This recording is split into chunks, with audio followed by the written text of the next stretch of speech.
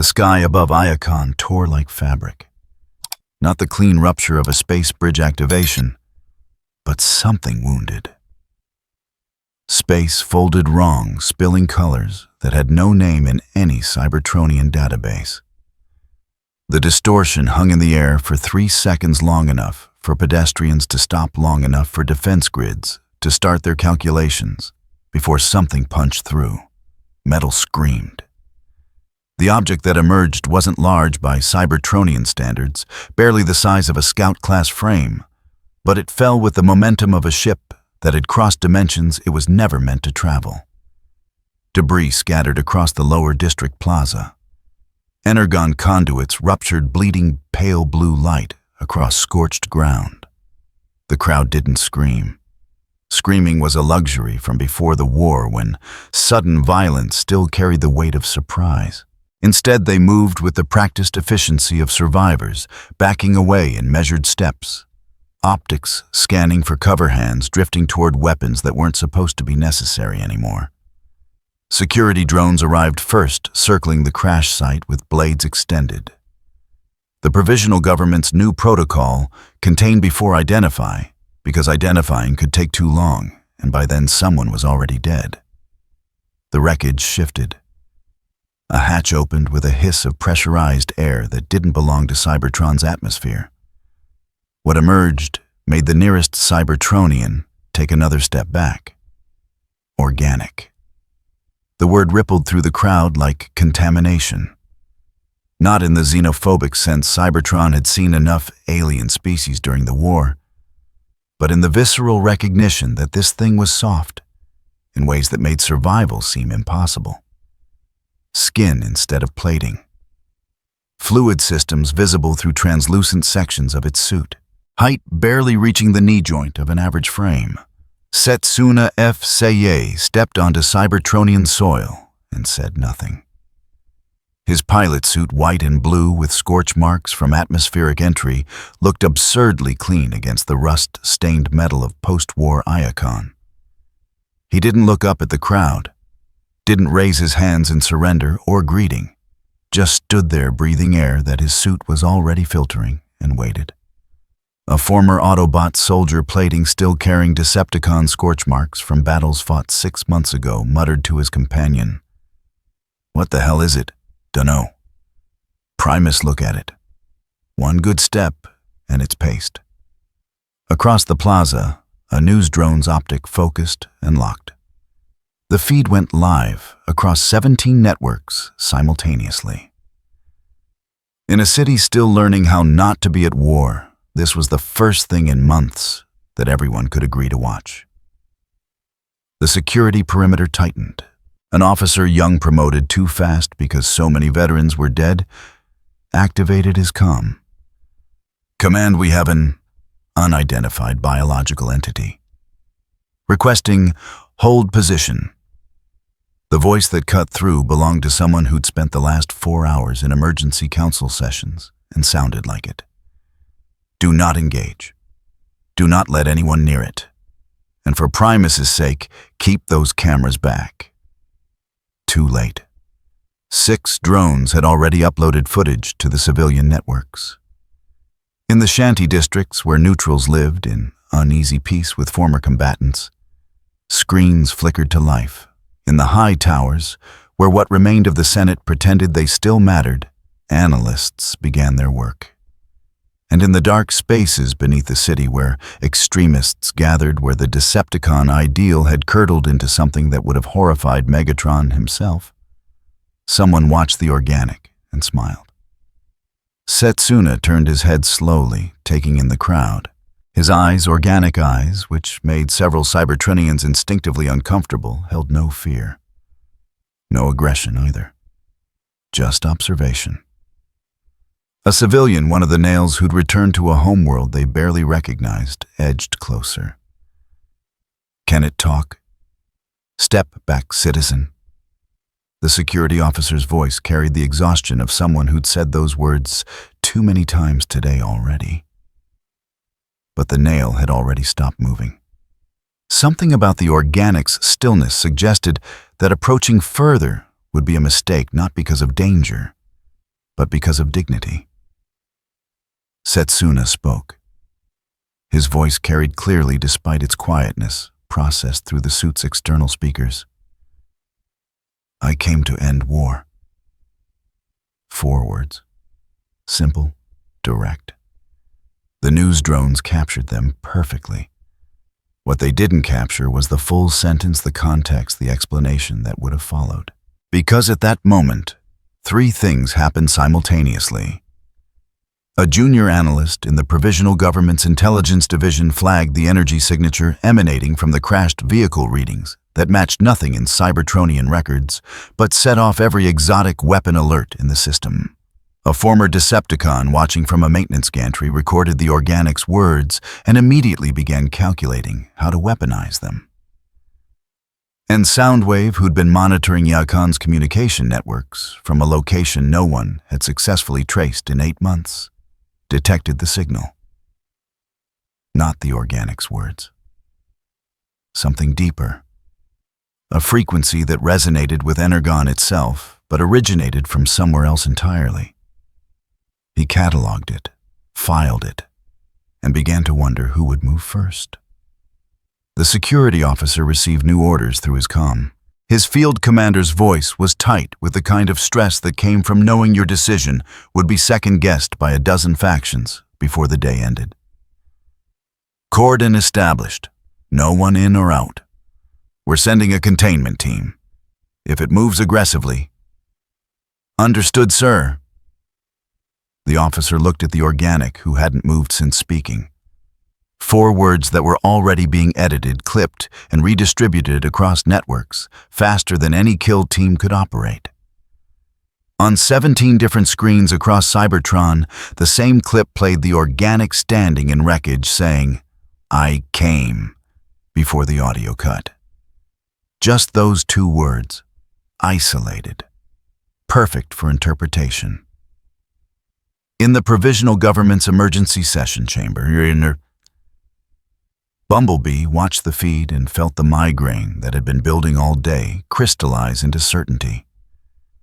This wasn't going to stay simple. Nothing did anymore. Starscream watched the same feed and saw opportunity. Metalhawk watched and saw another variable in an equation that already had too many.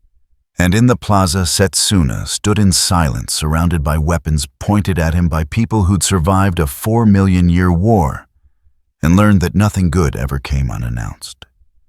The sky above Iacon had closed. The tear in space sealed itself as if nothing had happened.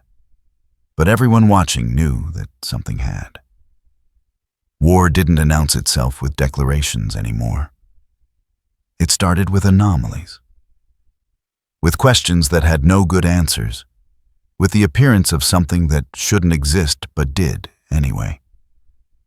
And now it stood in their city, organic and impossibly fragile, waiting to see what Cybertron would do with it.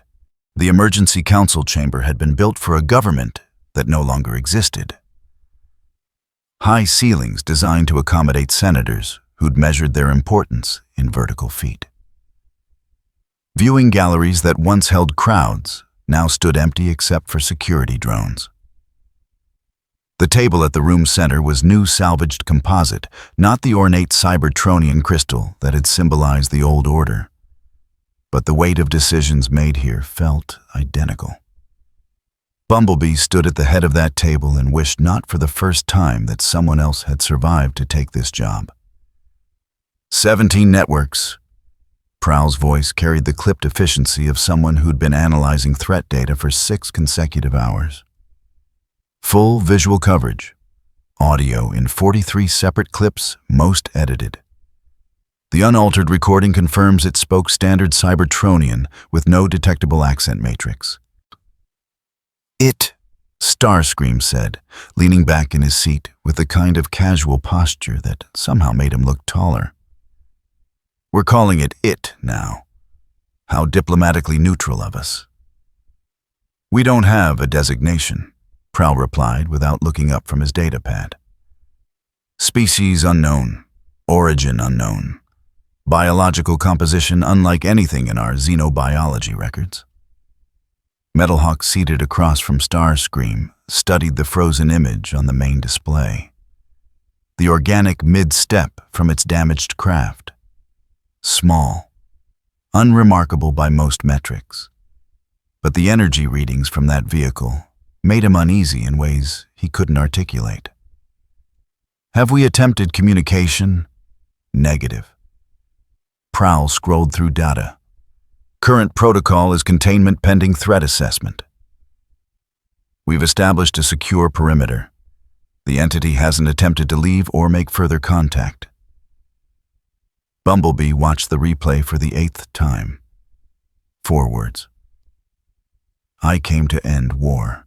Spoken with the kind of certainty that suggested either truth or very sophisticated deception. In his experience, both were equally dangerous. What do we know about the crash site? Energy signature is off the charts, a technician reported from the side console. Readings suggest a power source we can't classify. Not energon-based, but it's interacting with our atmospheric energon in ways that shouldn't be possible. Like it's translating itself. Translating? Starscream tilted his head. How poetic. Or how convenient, depending on one's perspective. Bumblebee turned to him. You have a perspective you'd like to share with the Council. Several. Starscream gestured at the screen with one elegant hand. We have an unknown biological entity claiming to end war. It arrives through damaged space in a vessel carrying exotic energy signatures. Within hours, we have footage circulating through every district edited to suggest anything from salvation to invasion, depending on which network you're watching. Tell me, Bumblebee, does this feel like an accident to you? No, Bumblebee admitted. It doesn't. Then perhaps we should discuss what it feels like. A provocation, a test, or, and I offer this purely as intellectual exercise, a gift. Metalhawk's optics narrowed. A gift. Consider the timing. Starscream stood beginning to pace. We're 6 months past the armistice. Civil unrest is rising. Energon distribution remains unstable. Half the population wants trials, the other half wants to forget. And nobody trusts anybody. And now this catalyst appears. Something for everyone to focus on that isn't their neighbor's war crimes. You're suggesting someone sent it deliberately, Prowl said. I'm suggesting that whether it was sent or stumbled here by accident, someone will use it deliberately. Probably already is. Starscream paused at the window, overlooking Iacon's damaged skyline. The question isn't what it is. The question is what it becomes in our hands. The chamber went quiet. Bumblebee hated that Starscream was right. Hated it more because Starscream knew he was right and was enjoying the moment. Recommendations, Bumblebee said finally. Prowl didn't hesitate. Detain. Full analysis. Military containment until we understand the threat parameters. That'll go over well with the neutrals, Metalhawk observed. Detaining an entity that hasn't demonstrated hostile action. Very reassuring for a population already suspicious of military authority. The alternative is letting it roam free while we figure out if it's a weapon. The alternative, Metalhawk countered, is transparent investigation with civilian oversight. We're supposed to be building trust. Trust. Prowl's tone made the word sound like a tactical error.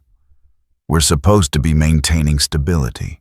Trust is a luxury we can't afford when the stability is this fragile.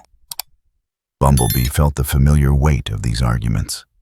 2 worldviews that had driven Cybertron apart for 4 million years, now forced to share a table and pretend they could find common ground. Sometimes they managed it. Most times they didn't. We detain, he said. But not military containment. Civilian facility medical observation protocols, full transparency with the Council. And we do it quietly before anyone else decides what this thing means. Starscream smiled. Not the broad, theatrical expression he used in public, but something smaller and more genuine. Too late for quietly, I'm afraid. But I admire the optimism. He was right about that, too. The screens throughout the city were already looping footage. Different edits, different interpretations, same 4 words twisted into whatever narrative sold best. In the lower districts, the version ended with "I came," and the implication was invasion. In the neutral zones, it was to end war, and the hope was genuine if desperate. In the extremist channels buried in encrypted networks Prowl knew about, but couldn't shut down without triggering riots.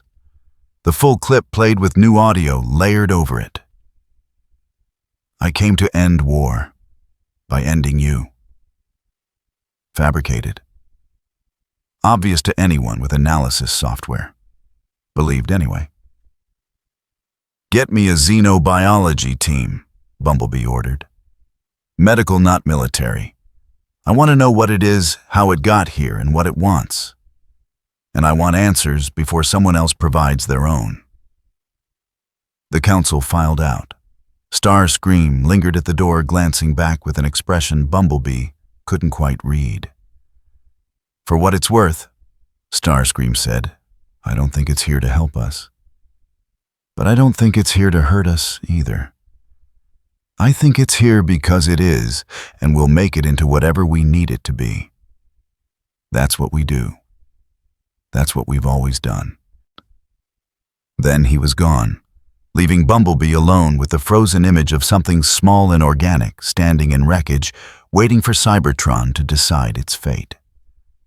The holding facility wasn't a cell. Bumblebee had insisted on that.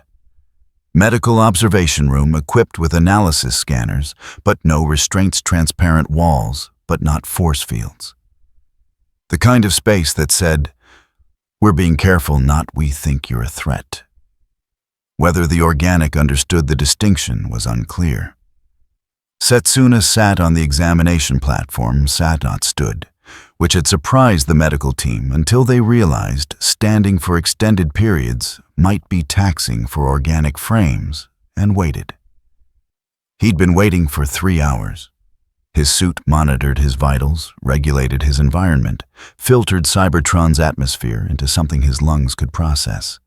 The GN drive in his mobile suit, secured in the adjacent bay under guard, hummed at a frequency that set off every exotic particle detector in the facility.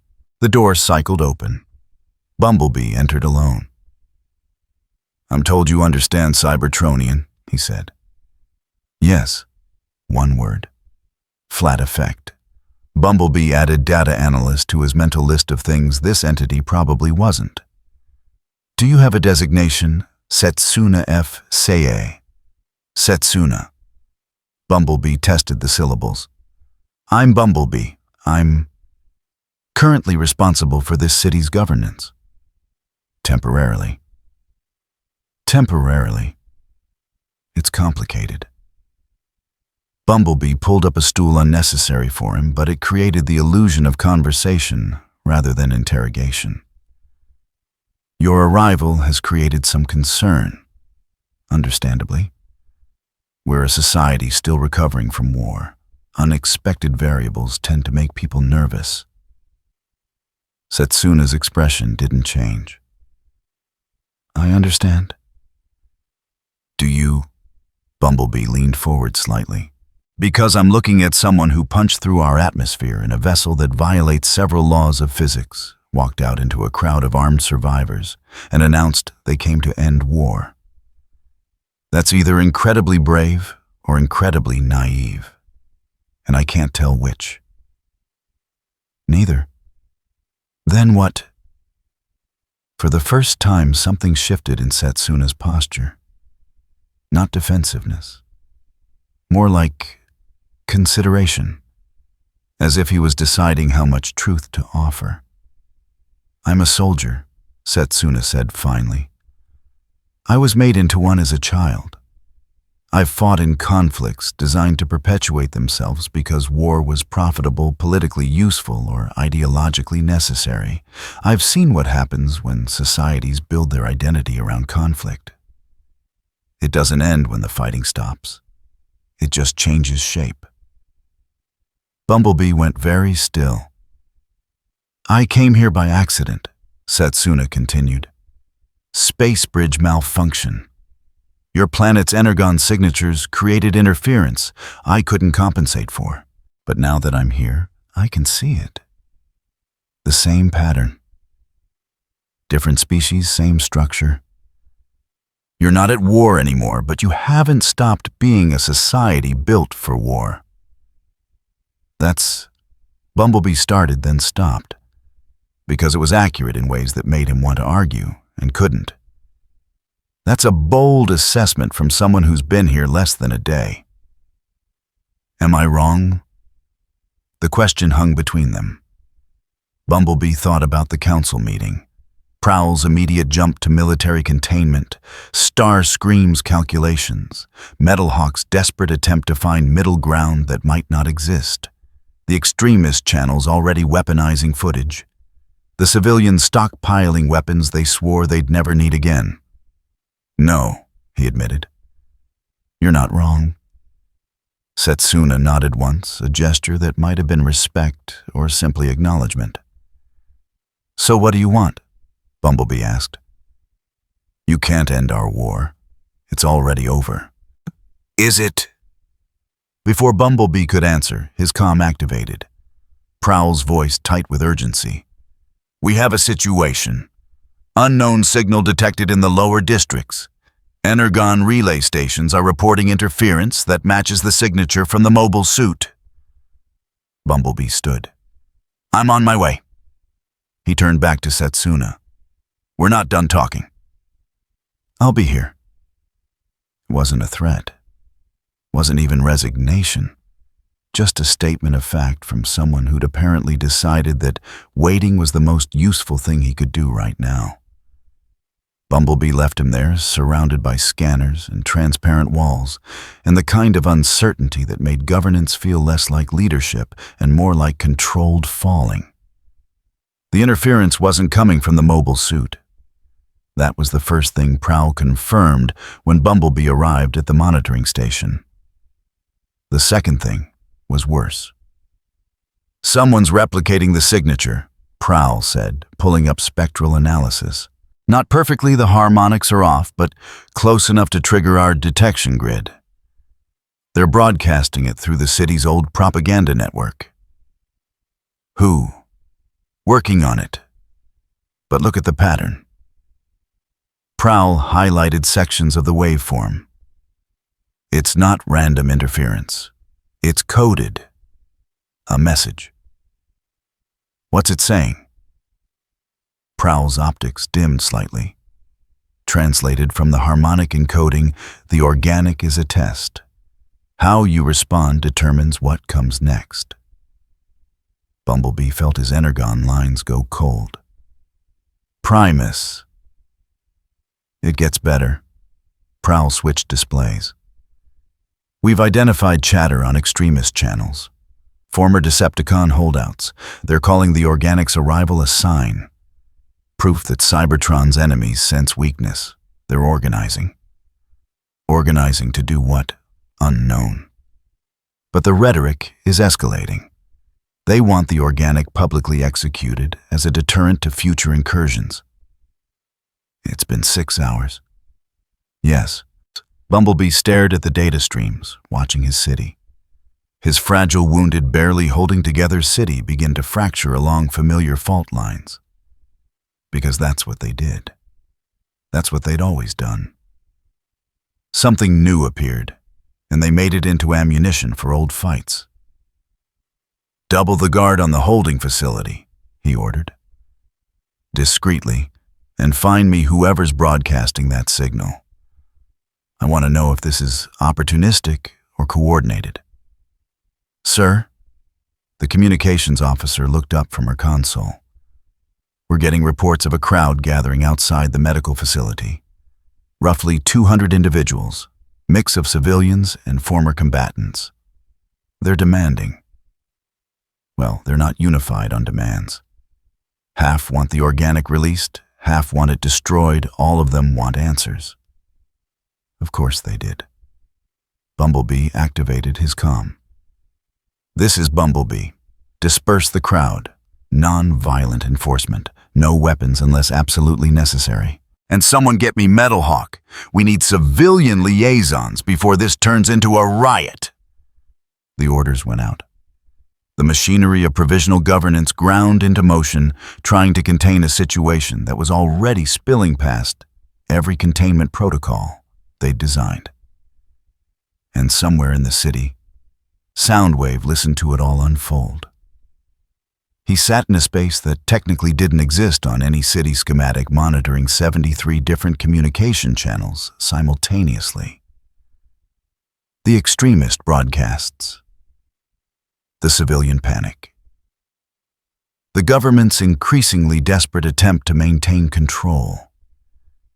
He'd isolated the fake signal within minutes of its first broadcast, traced its origin to a relay station in the industrial quarter. Identified the operator, a former Decepticon intelligence officer, low-level, barely worth tracking under normal circumstances. But these weren't normal circumstances. Soundwave had been observing the organic's energy signature since its arrival, not the crude readings the government was analyzing. Deeper patterns. The way it resonated with Interrogating despite being fundamentally different. Like two languages that shared no common words, but somehow understood each other's grammar. It reminded him of something. Not a weapon. Not a tool. A bridge. He filed the observation, continued monitoring, and waited to see who would be stupid enough to move first. The answer came faster than expected.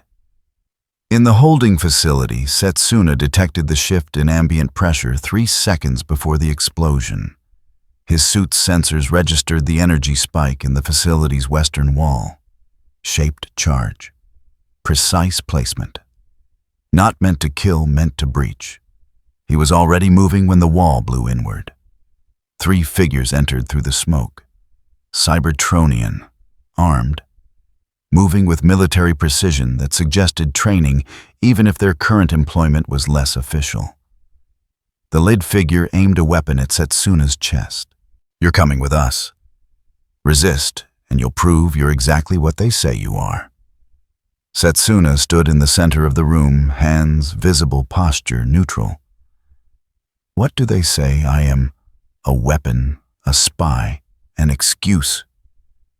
The Cybertronian's optics burned with something that wasn't quite anger. It doesn't matter.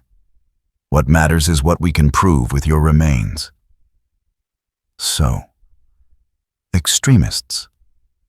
The kind who needed violence to validate their worldview. Setsuna had met their type before. Different species, same pattern. I'm not going to fight you, Setsuna said. Good. The weapon charged. That'll make this easier. The shot never came. Instead, the entire room's lighting died, replaced by emergency systems. The attacker's weapons went dark. Every electronic system in the facility except life support shut down in synchronized failure. In the sudden dimness, a voice spoke, not from a visible source. From the facility's speakers, the data systems, the very architecture itself. Stand down. The extremists froze. They recognized that voice.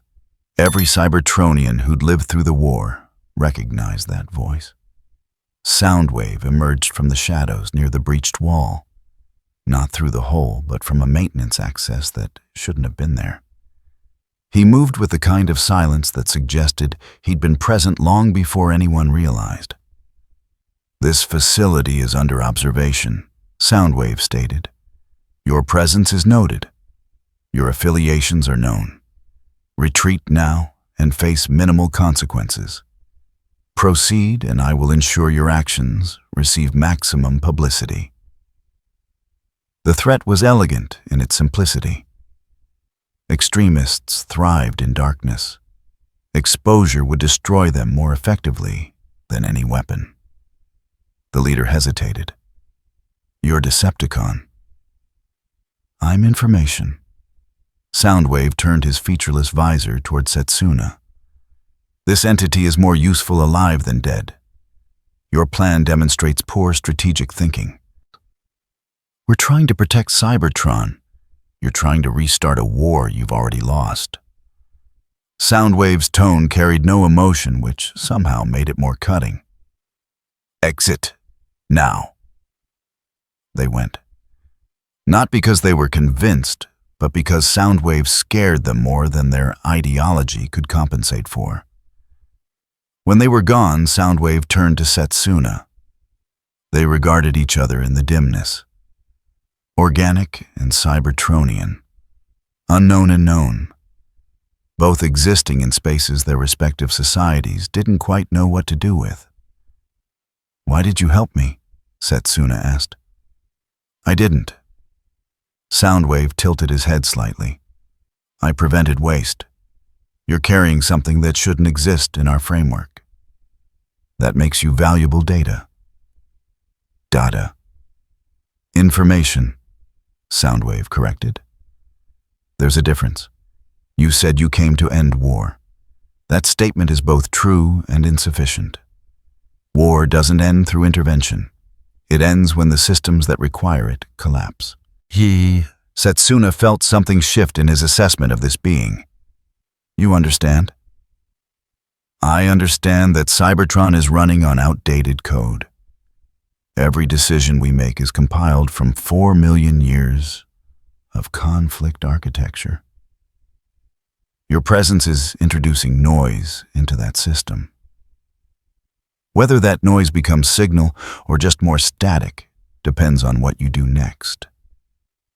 What should I do? Survive.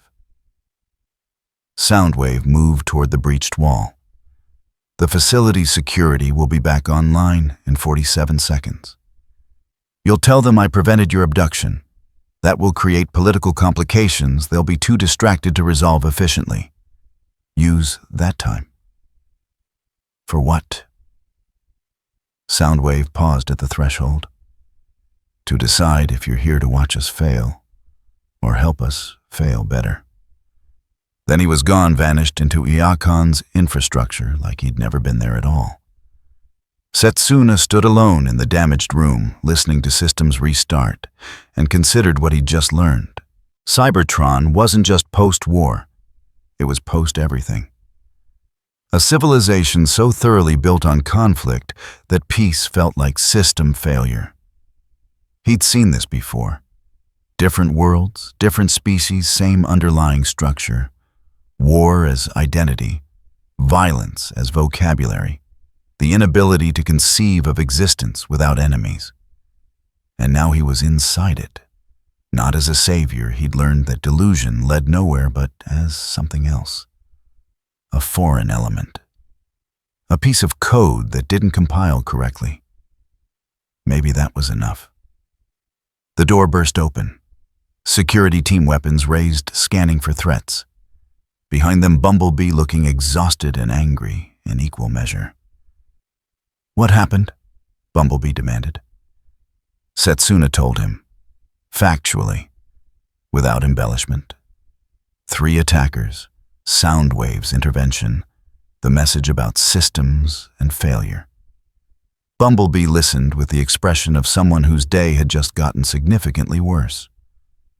Soundwave, he muttered.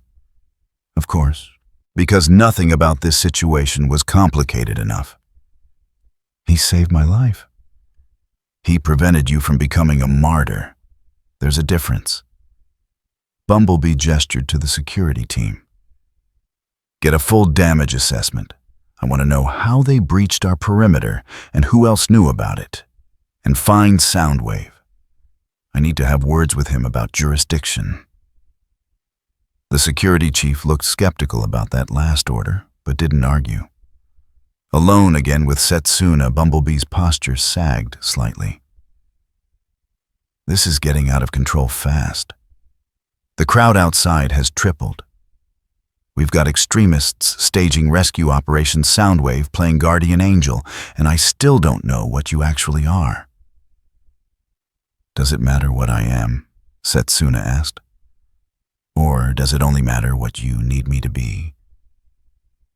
Bumblebee opened his mouth to respond, then closed it. The question was too accurate. "I need you to be something I can explain to a city that's looking for reasons to tear itself apart again," he said finally. "Can you be that?" "No." The honesty was almost refreshing. "Then, what can you be?" Setsuna looked at the damaged wall. The emergency lighting, the security team working with the practiced efficiency of people who'd done this too many times before. "I can be a problem that forces you to find better answers than war." Bumblebee laughed. It was a short, bitter sound. "That's what you're offering, more problems." "You already have the problems. I'm just making them harder to ignore." In the monitoring station, Windblade watched the security footage and felt something resonate in her spark that had nothing to do with logic. She'd been studying the energy signature from the organic's mobile suit for hours. Not the crude analysis the technicians were running, deeper patterns. The way it moved through Energon like a dialect she almost recognized. Caminus had taught her to listen to things that didn't speak in words. Titan's song. The resonance of cities. The grammar of spaces between. This signal spoke in that same grammar. She pulled up the spectral analysis again. There, in the harmonics, not interference, translation. The exotic particles from the mobile suit were adapting to Cybertron's Energon field, finding common frequencies, building bridges between incompatible systems. It was beautiful and deeply concerning. She activated her comm. "This is Windblade. I need authorization to run a field test with the organic entity." "On what grounds?" Prowl's voice came back immediately. "On the grounds that I think it might be able to help with a problem we've been ignoring." "Which problem? We have several." Windblade looked at the readout showing Metroplex's city systems. The Titan had been dormant since the war ended, too damaged to wake, too important to abandon. But his neural relays still carried ghost signals. Dreams, maybe, or warnings. And right now, those signals were fluctuating in rhythm with the organic's energy signature. "Metroplex," she said. "I think the organic can hear him." The line went silent for a long moment. "Explain," Prowl said. Windblade did, technical, precise, leaving no room for mysticism, even though what she was describing bordered on it. By the time she finished, she could hear Prowl running calculations. "That's ambitious," he said finally. "It's necessary. If Metroplex is responding to this signal, we need to understand why. And if the organic can interface with Titan systems..." She didn't finish the sentence. Didn't need to. If the organic could interface with Titan systems, it could either help stabilize them or weaponize them. Both possibilities were terrifying in different ways. "I'll bring it to the council," Prowl said. "But Windblade, if you're wrong about this, if it causes Metroplex to wake improperly, we'll have bigger problems than extremist attacks." "I know." She disconnected. Stood at the window overlooking Metroplex's vast, dormant form. The Titan who'd carried a city on his shoulders and nearly died protecting it. Who still carried that city even in sleep, because some responsibilities didn't end with consciousness. The organic had said it came to end war. Windblade was beginning to suspect it had come to do something harder, show them what they'd become when war was all they knew how to be. Her comm chimed. Bumblebee's authorization code. "You have permission for your field test," he said. "Under supervision, limited duration, and Windblade. I really hope you know what you're doing." So do I, she said honestly. Because the truth was, she didn't. She was operating on instinct and training that said, listen first, understand second, act third, in a society that had spent 4 million years doing the opposite. But maybe that's what made it worth trying. She headed for the holding facility, where a small organic entity sat surrounded by guards and uncertainty, and wondered if it knew it was about to be asked to speak with a god. McAdam's old oil house existed in the kind of legal gray space that Cybertron had learned to tolerate out of necessity. Not quite sanctioned by the provisional government, not quite condemned. A neutral zone where former Autobots and former Decepticons could drink in uneasy proximity, where neutrals could trade information without choosing sides, where the rules were simple. Check your weapons, check your grudges, or get thrown out by security that didn't care which faction you used to serve. The bar occupied 3 levels of what had once been a munitions depot. Irony wasn't lost on anyone. The conversion had been McAdam's idea, the proprietor himself, a Cybertronian so old that rumors claimed he'd served Energon to Primus himself. Those rumors were probably exaggerated. Probably. Tonight the main floor was crowded, not shoulder to shoulder, because Cybertronians who'd survived a 4 million year war maintained instinctive spacing, but full enough that conversations blurred into a low mechanical hum, the kind of ambient noise that made privacy possible even in public. At a corner table, a former Autobot medic named Ratchet nursed a drink and tried to remember what leisure felt like. Across from him, a Nail whose designation he'd never learned talked about reconstruction efforts in the outer districts. Civilian work. Boring. Safe. The kind of conversation that 6 months ago would have felt like a luxury and now just felt hollow. They're saying the organics some kind of spy, the Nail said, keeping his voice low. Sent by enemies we don't even know we have. They say a lot of things. Ratchet didn't look up from his drink. Most of it's scrap. But what if it's not? What if... The conversation died as the main entrance opened. Not an unusual occurrence, except that the figure who entered made the ambient noise drop by several decibels. Setsuna F. Seye walked into McAdam's, flanked by 2 security officers who looked like they'd rather be literally anywhere else. Windblade followed 3 steps behind her posture, radiating the kind of calm that suggested she knew exactly how bad an idea this was and had decided to do it anyway. Every optic in the room tracked them. Bumblebee's authorization for the field test had come with conditions. Supervised transport, limited duration, public location to demonstrate transparency. Windblade had chosen McAdam's specifically because it was the least likely place for propaganda to take root. Everyone here had seen too much to believe simple narratives. She'd been wrong about that. They made it to a cleared table before the first voice called out, "That's it. That's the thing that's supposed to end our war." A former Decepticon, plating still carrying the scorch patterns of recent combat, laughed without humor. "Looks like it'd break if I breathed on it wrong." One of the security officers stepped forward. "Citizen, maintain." "It's fine." Setsuna's voice cut through the tension. He sat at the table, movements deliberate, and looked directly at the Decepticon. "You're right. I would break easily. Your kind is built for survival, in ways mine isn't." The honesty seemed to derail whatever confrontation had been building.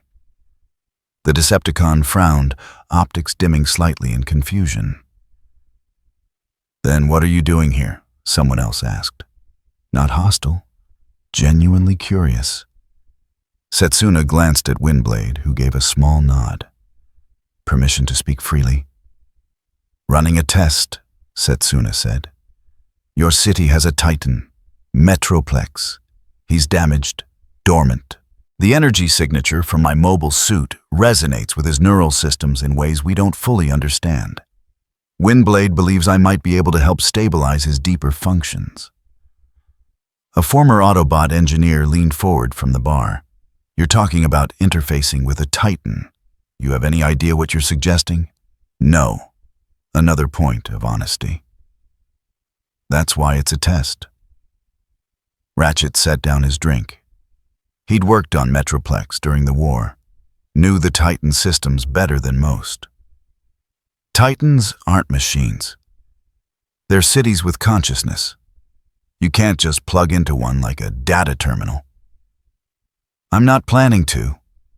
Setsuna's tone remained level. Windblade will handle the interface.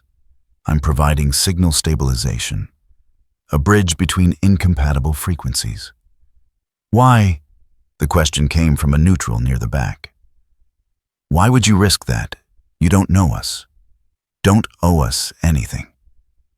Setsuna considered the question. Around him the bar had gone quiet, waiting.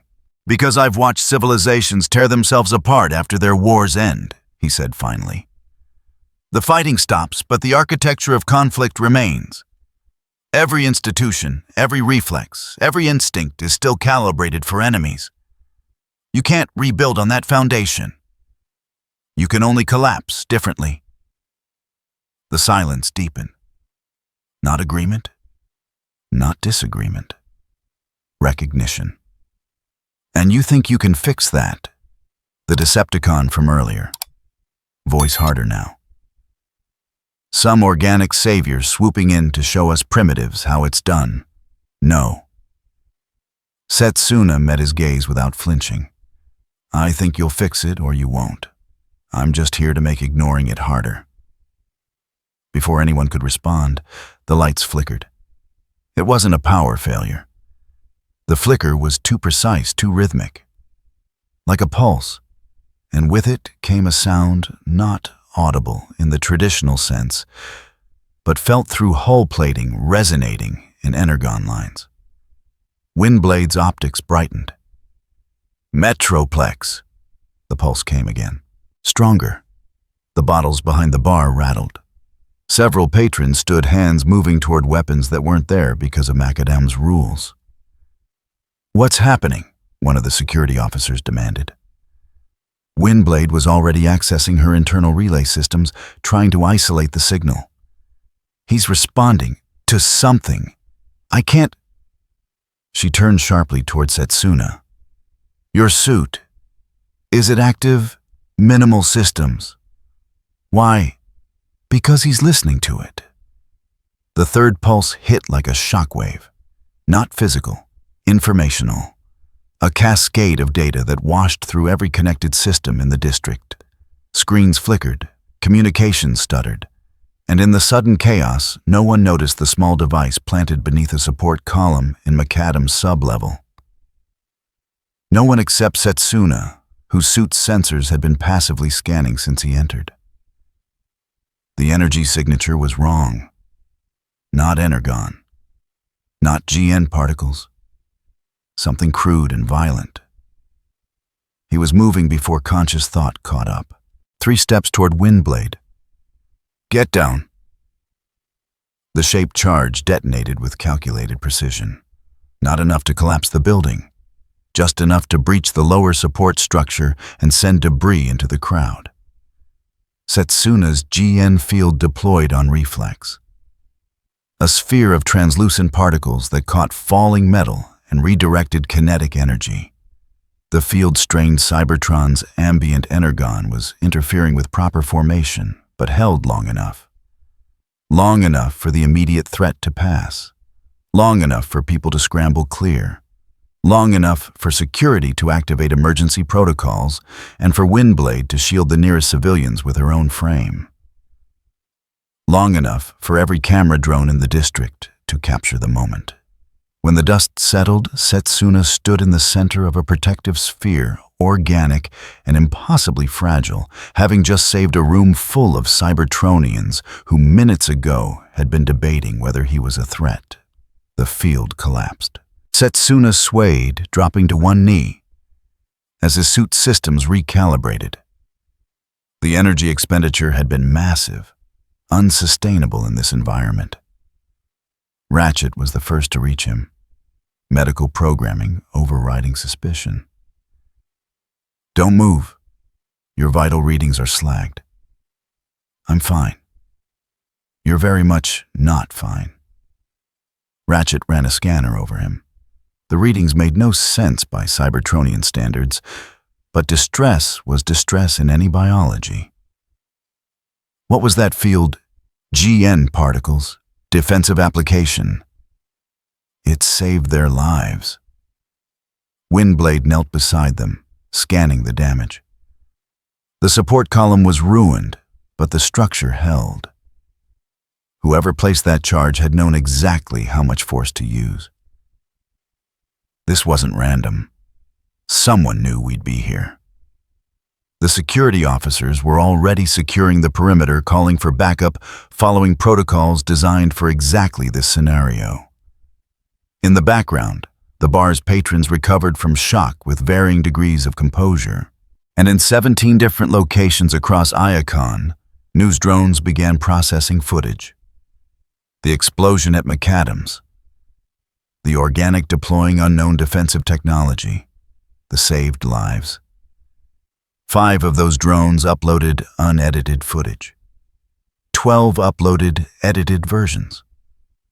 By the time Bumblebee reached the scene 20 minutes later, 3 different narratives were already propagating through the city's networks. Narrative 1, the organic, had saved civilians, proving it was here to help. Narrative 2, the organic had deployed a weapon, proving it was dangerous. Narrative 3, the organic had staged the entire incident to gain sympathy and lower defenses. All 3 versions used the same footage. All 3 were technically accurate to the images shown. None of them were true.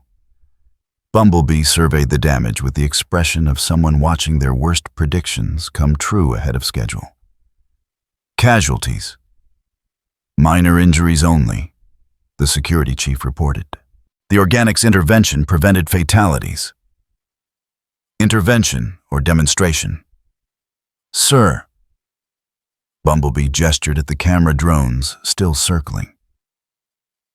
Every news network in the city just got footage of the organic using exotic technology to protect a crowd. Whether that was noble or calculated doesn't matter anymore.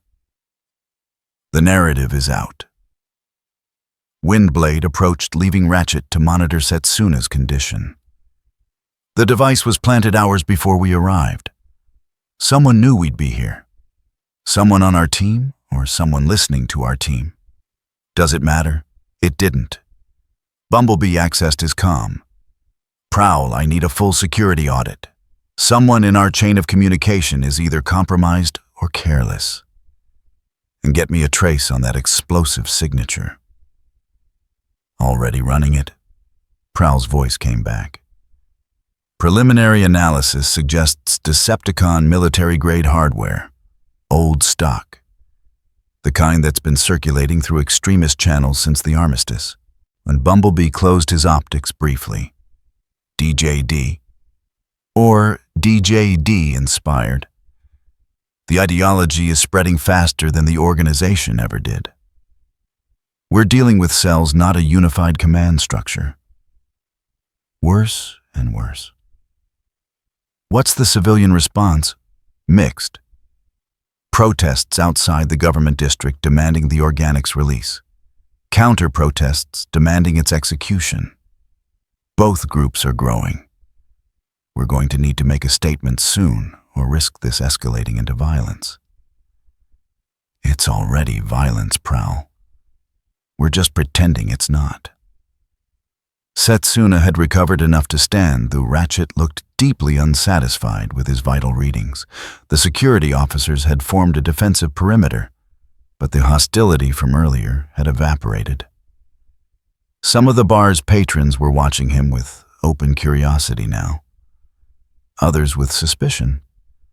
A few with something that might have been gratitude. An elderly neutral approached, one of McAdam's regulars.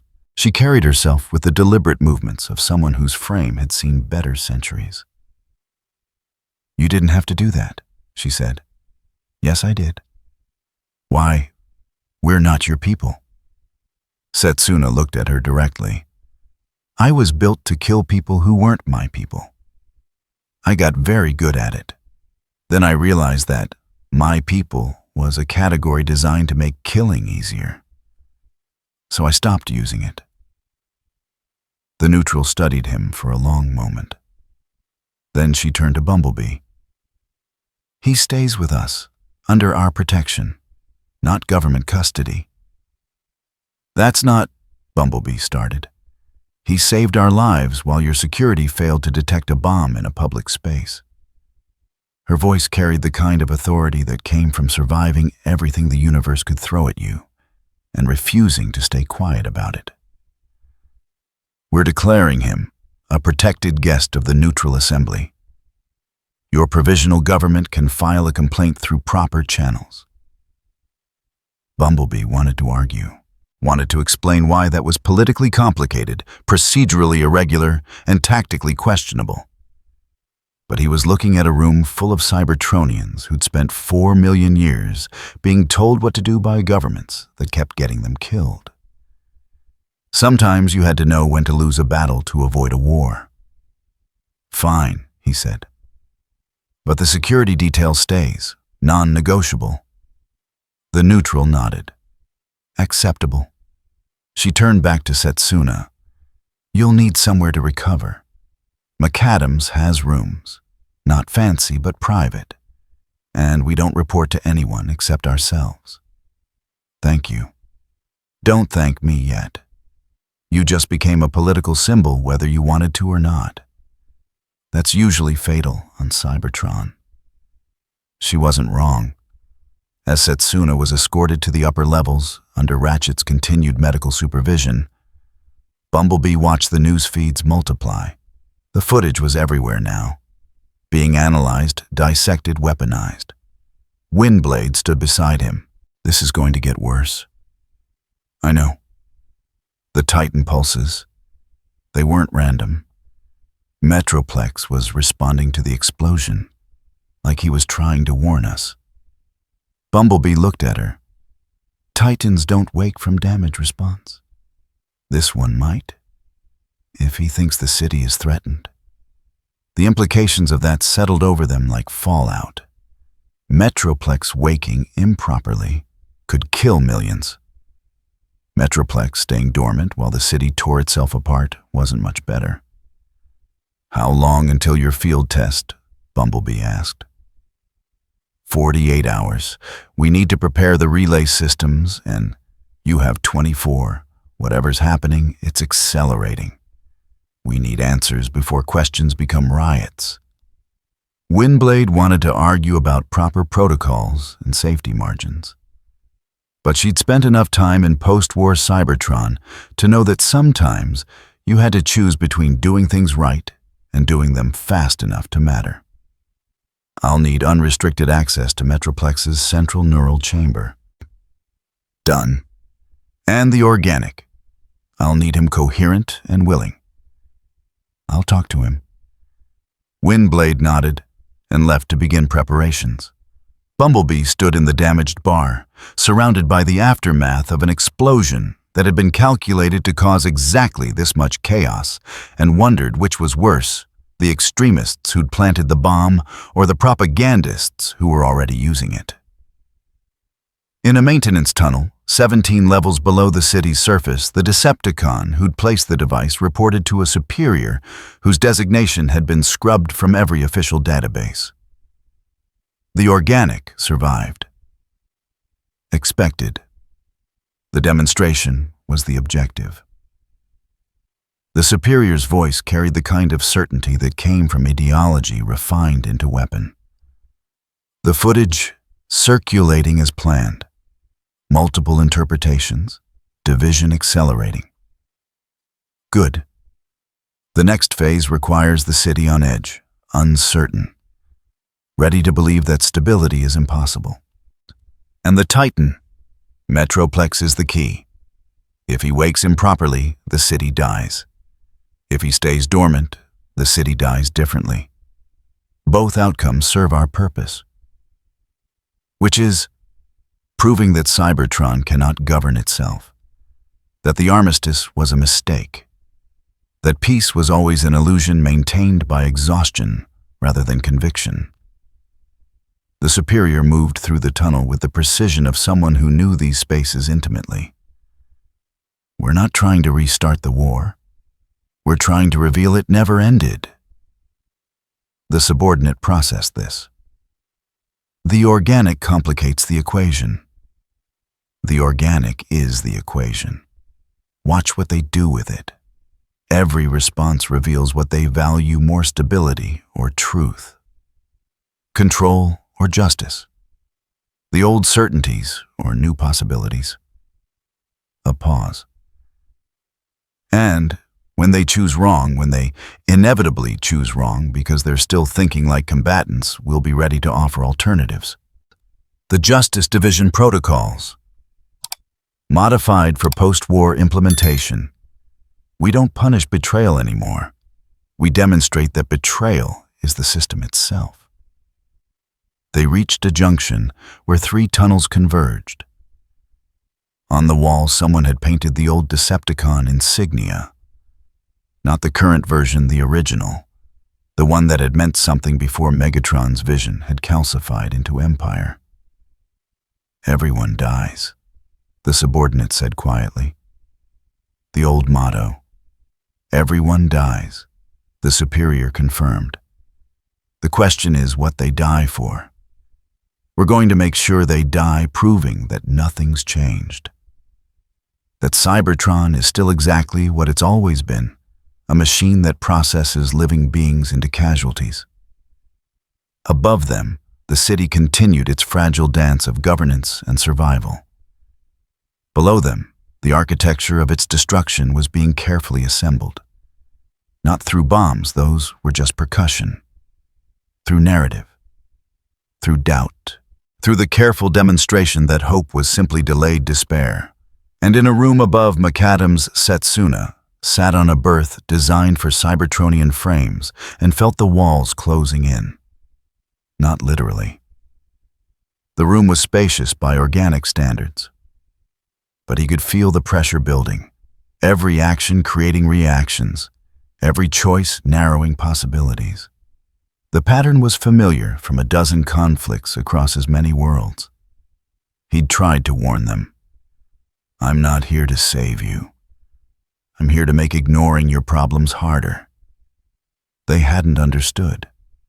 Or they'd understood and decided his intentions didn't matter as much as his utility. His suit chimed, vital signs stabilizing, GN drive output returning to sustainable levels. The interference from Cybertron's energon field was adapting, becoming less chaotic. Like 2 systems learning each other's language through necessity. A knock at the door. Polite, unexpected. Enter. Ratchet stepped in, carrying medical equipment that looked improvised. Checking your recovery. Try not to take it personally. I'm not known for my bedside manner. I won't. Ratchet ran scanners over him, muttering about biology he didn't recognize and energy signatures that violated several laws of thermodynamics. But his hands were steady, his attention thorough. You're adapting faster than you should be, Ratchet said finally. To our atmosphere, our energon field. It's like your system is learning. It is. The GN particles are quantum adaptive. They find equilibrium with whatever system they're operating in. That's either brilliant or terrifying. Both. Ratchet made a sound that might have been a laugh. You know what you've done, right? Saving those people? Made myself a symbol. Worse, made yourself important. Important things on Cybertron have a tendency to get broken, usually on purpose. Ratchet packed his equipment. The neutrals will protect you as long as they can. But there are forces in this city that don't care about sanctity or politics. They care about proving points, and you're currently the best point available. I know. Do you Ratchet paused at the door. Because I've been fixing broken mechs for longer than some civilizations have existed. And I can tell when someone's operating on delayed shock. Whatever you did before you came here, whatever made you think you could end war, it wasn't this. This is different. Setsuna met his gaze. How? Because here war isn't what we do. It's what we are. 4 million years isn't a conflict. It's speciation. We evolved into this. You're asking us to evolve into something else in a time frame measured in days. I'm not asking for anything. Then what are you doing? Setsuna thought about celestial being, about armed interventions designed to force peace, about the hubris of thinking violence could end violence if you just calibrated it correctly. I'm being a question you can't ignore, he said. What you answer is your choice. Ratchet looked at him for a long moment, then nodded. Good answer. Probably won't save you, but it's good. After he left, Setsuna accessed his suit's communication systems. The message waiting surprised him. Not government channels, not public networks. Something that had bypassed every security protocol and appeared directly in his private systems. Text only, no signature. But the frequency pattern suggested he knew the source.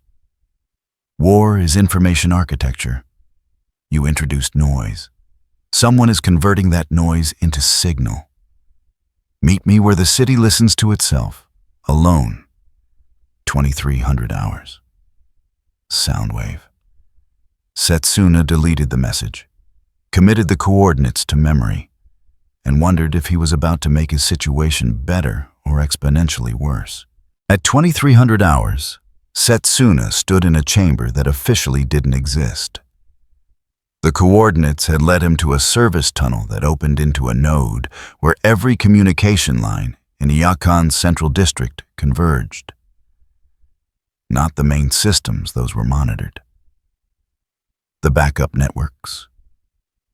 The ones that carried redundancy traffic and forgotten data.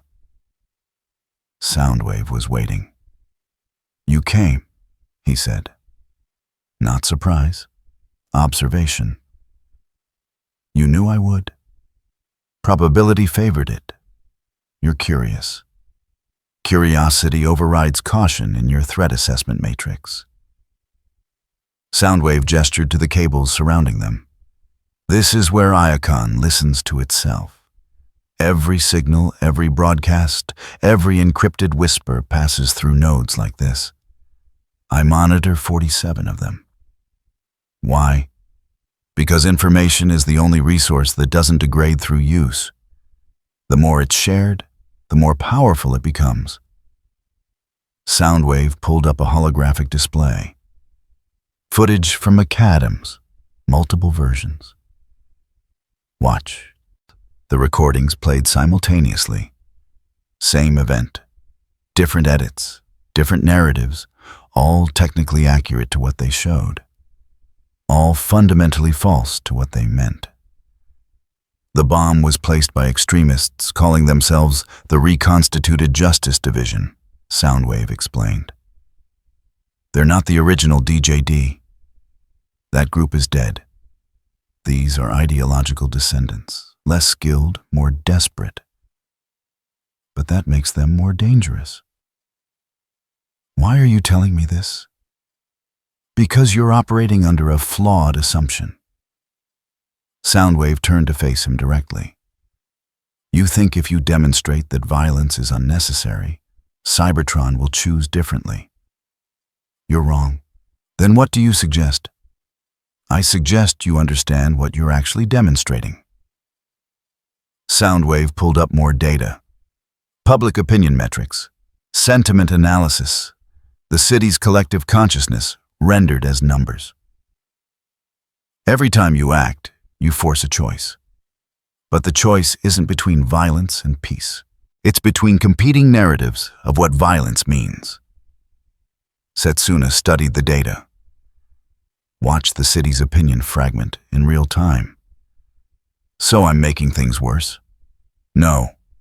You're making the existing fault lines visible. The city was always going to fracture. You're just accelerating the timeline. Soundwave paused. That can be strategically useful. For what?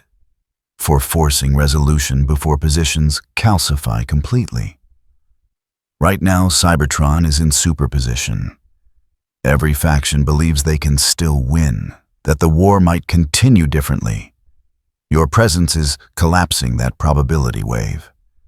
Soon everyone will have to choose what they actually want: reconciliation or revenge, stability or justice, building something new or perfecting the ruins of what they had. You're talking about using me as a catalyst. You're already a catalyst. I'm suggesting you be an informed one. Soundwave brought up a new display. Schematics of Metroplex's neural systems. Windblade's field test. She believes you can help stabilize the Titan. She's partially correct. Only partially. Metroplex isn't dormant because of damage. He's dormant because he's processing. 4 million years of war data. Every casualty, every destroyed city, every decision that led to more decisions that led to more death. He's trying to calculate if waking is worth it. If the city he'd wake to deserves his protection. Setsuna felt something cold settle in his chest. And if he decides it doesn't, then he'll self-terminate properly this time. Take the city with him. Ensure that Cybertron's experiment with peace dies before it metastasizes into another 4 million years of justified atrocity. Soundwave's tone remained flat. Your energy signature resonates with his processing. You're introducing new variables into his calculations. That could tip the balance. Which way? Unknown. That's what makes it interesting. Setsuna looked at the Titan schematics, at the impossibly complex neural architecture that represented something between consciousness and geography. Why help me understand this? Because I'm curious what you'll do with the knowledge. Soundwave tilted his head. You said you came to end war. But war isn't an event. It's a relationship, a way of organizing meaning. You can't end it. You can only offer alternatives and see if anyone chooses them. And you think they won't. I think they might. Which is statistically more interesting than certainty. Soundwave began to fade back into the infrastructure. The field test happens in 17 hours. Prepare carefully. If Metroplex wakes wrong, we'll all have approximately 40 seconds to regret our choices. Wait. Setsuna stepped forward. The Extremists. The reconstituted Justice Division. What are they actually trying to accomplish? Soundwave paused at the threshold. They're trying to prove that peace was a lie, that Cybertron is fundamentally incapable of anything, except conflict in different formats. And so far, we're doing an excellent job helping them make their case. Then he was gone, leaving Setsuna alone with the sound of a city talking to itself in frequencies it didn't know it was using. The next morning, Prowl briefed the council on the McAdam's incident with the enthusiasm of someone reporting a slow-motion disaster they'd predicted but couldn't prevent. 15 different propaganda networks have used the footage, each presenting mutually exclusive interpretations. The only thing everyone agrees on is that the organic represents a crisis requiring immediate response. They disagree on whether that response should be canonization or execution. Wonderful, Bumblebee muttered. Anything else? The Neutral Assembly has formally declared the organic under their protection. Legally, we can challenge this, but politically, it would be catastrophic. They're already mobilizing support networks across the civilian sectors. Starscream examined his fingers with apparent disinterest. So we've lost direct custody and gained a martyr in waiting. Excellent work all around. Do you have a better suggestion? Metalhawk asked. Several. We could acknowledge that this situation has exceeded our capacity for controlled management and pivot to damage mitigation. We could accelerate the field test and hope demonstrable utility outweighs symbolic volatility. Or, Starscream looked up with a smile that didn't reach his optics. We could be honest with ourselves about what this organic represents. Which is? Bumblebee asked, though he suspected he wouldn't like the answer. A test we're failing. Not a test of strength or technology. A test of whether we're actually capable of being something other than what 4 million years of war made us. Starscream stood moving to the window. The extremists understand this. That's why they're escalating. They're not afraid the organic will hurt us.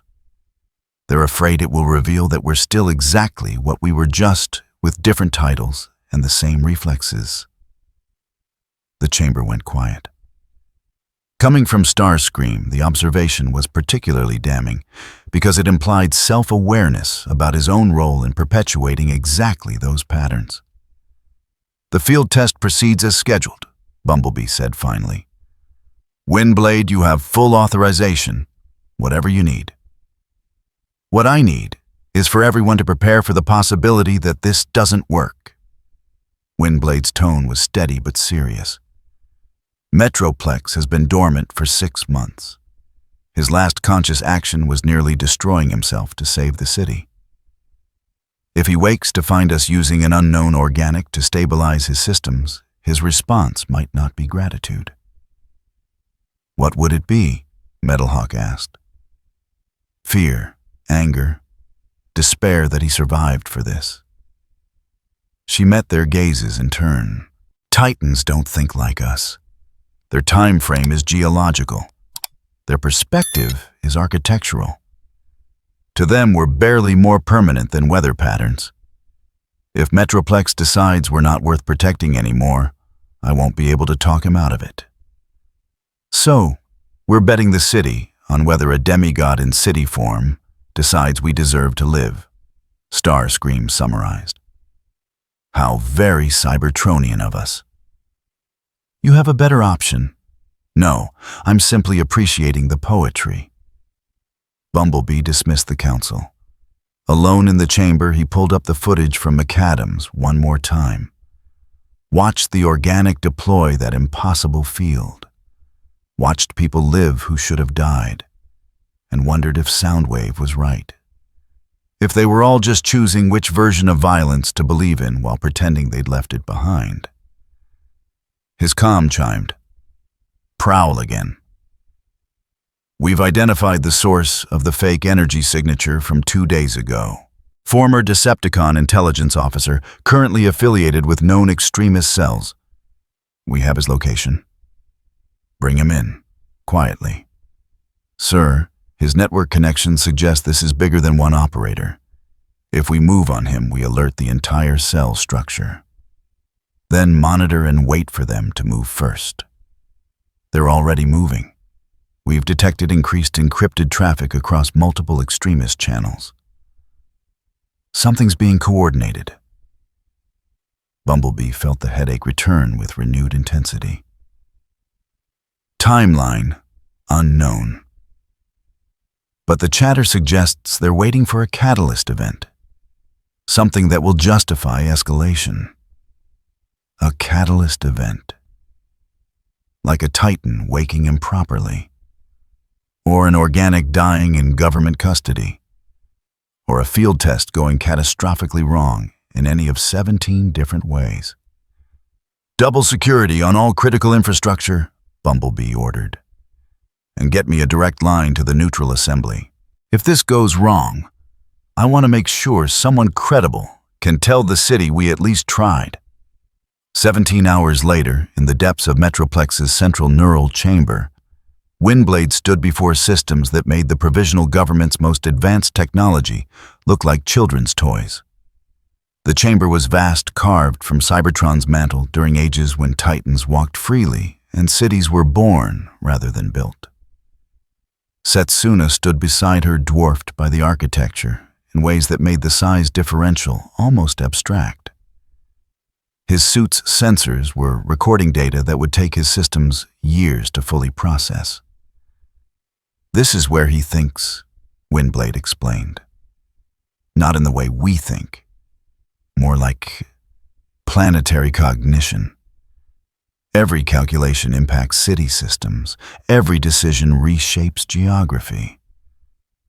And you can communicate with this. I can listen, occasionally translate. City speakers spend lifetimes learning the grammar." She accessed a relay panel, her fingers moving across controls with practiced precision. "What we're about to attempt is unprecedented. Your energy signature resonates with his base frequencies, but we don't know why or what it means. If this goes wrong..." "I know." Windblade looked at him. Really looked. Trying to understand what drove something so small and fragile to risk interfacing with a being that could accidentally kill him just by thinking too loudly. "Why are you doing this?" she asked. "Because you asked. Because it might help. Because doing nothing definitely won't." Simple answers, honest ones. Windblade found herself respecting them more than any elaborate justification could have earned. "When we begin, you'll feel pressure. Not physical, informational. Like standing in a storm made of meaning. Your suit will try to filter it, but some will get through. If it becomes overwhelming, tell me immediately. I'd rather abort than explain to the neutral assembly why their protected guest's brain melted." Understood. Windblade activated the relay sequence. The chamber's ambient lighting shifted, becoming less illumination and more presence. And somewhere in the architecture, deeper than machinery, older than memory, Metroplex began to stir. Not waking. Listening. Setsuna felt it immediately. Soundwave had been right. This wasn't dormancy from damage. This was contemplation at a scale that made individual consciousness seem like static. The Titan was processing grief. 4 million years. Every destroyed city, every casualty, every choice that had seemed necessary at the time and inevitable in retrospect. Metroplex had carried cities on his back and watched them burn. Had protected civilians who grew into soldiers, who created more civilians who needed protecting. Had seen the cycle repeat until the pattern became indistinguishable from purpose. And now he was trying to decide if waking meant participating in that cycle again, or if staying dormant was the only ethical choice left. Setsuna understood. Had faced that same calculation in different contexts. Had chosen intervention because doing nothing felt like complicity and action felt like hubris, and both were true simultaneously. His GN drive pulsed. Not deliberately, just resonating with the frequencies washing through the chamber. And in that resonance, something unexpected happened. Metroplex heard him, not his thoughts, his existence. The fact of being something outside the framework Cybertron had built. Outside the war, outside the categories of Autobot and Decepticon and neutral that had defined meaning for so long, they'd become meaning itself. Metroplex had never encountered that before. In 4 million years of war, everything he'd experienced fit into established patterns. Allied or enemy, protected or threat, saved or sacrificed. But this small organic consciousness, barely a flicker in his vast awareness, didn't fit anywhere. It simply was. And in being it suggested that existence didn't require the structures Cybertron had built to make existence bearable. The Titan's processing shifted. Not to waking, not to decision, to curiosity. Windblade felt the change immediately. He's listening, actually listening, not just monitoring. What should I do? Nothing. Just be. That's what he's trying to understand. So Setsuna stood in the presence of something older than most civilizations and did the hardest thing possible, existed without purpose, without justification, without trying to prove he belonged.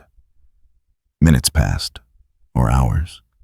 Time felt negotiable in the presence of consciousness that measured duration in geological epochs. Then Metroplex spoke.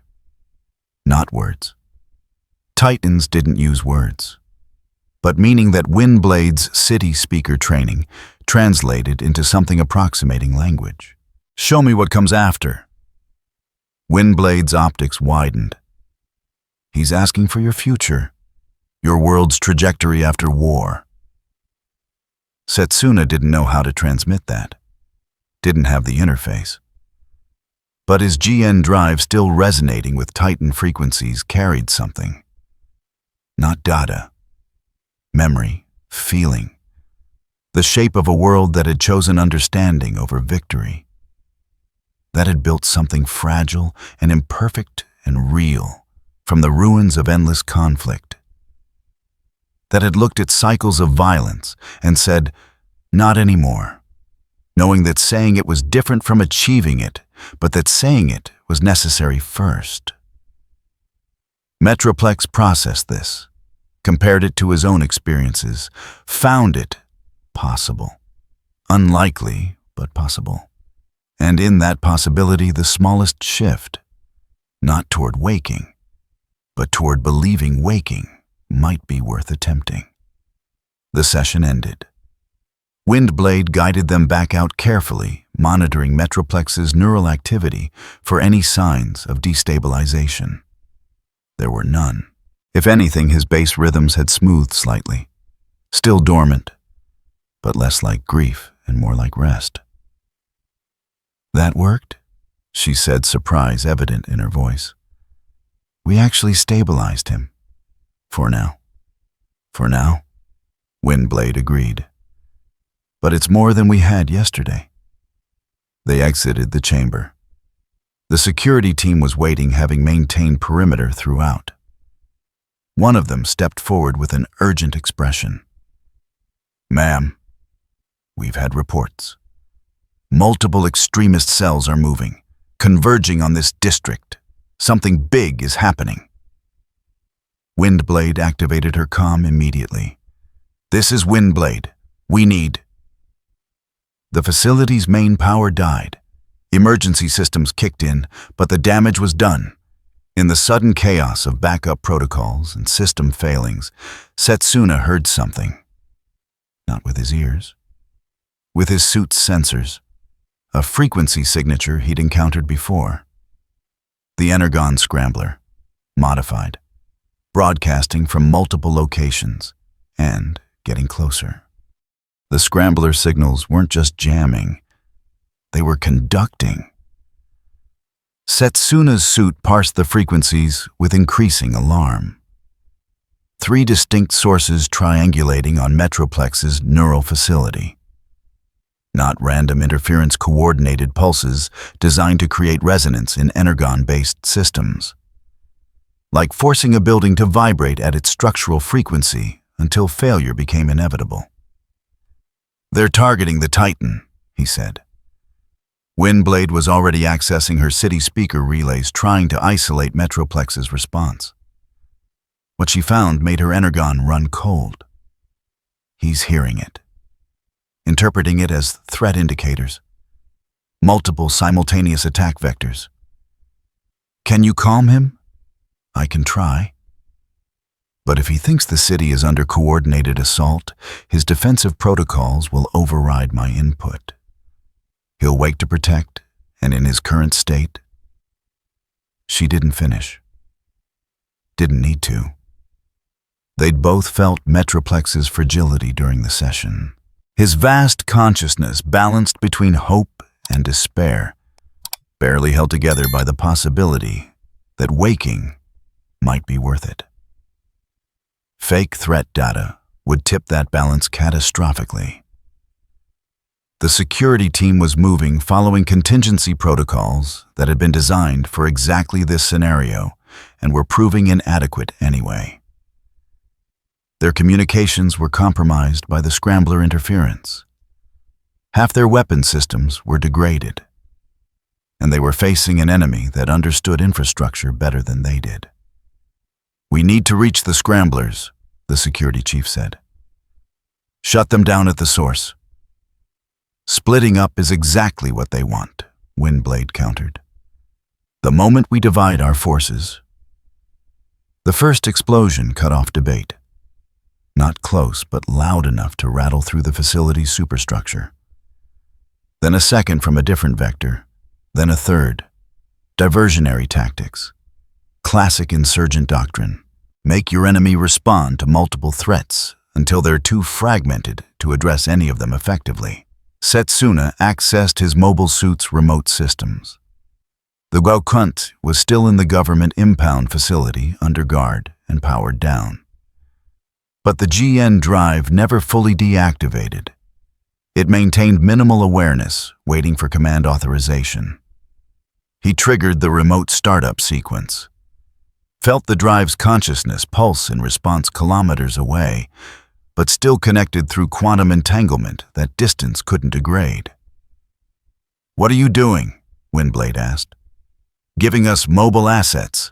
My suit can reach the scrambler locations faster than ground forces. You can't pilot it from here." "I'm not going to." Setsuna's fingers moved across his wrist interface. "The Quanti has autonomous defense protocols. I'm authorizing it to neutralize active threats to tighten stability." "That's..." Windblade started, then stopped, because it was tactically sound, even if it introduced new variables into an already chaotic situation. "Do it!" The authorization went through. Several kilometers away, in a facility designed to contain unknown technology alarms, began screaming as the 00 Koyenti's systems came online without physical pilot input. Guards scrambled. Containment protocols activated. And the mobile suit, following parameters its pilot had established years ago in conflicts on distant worlds, assessed the threat environment and moved.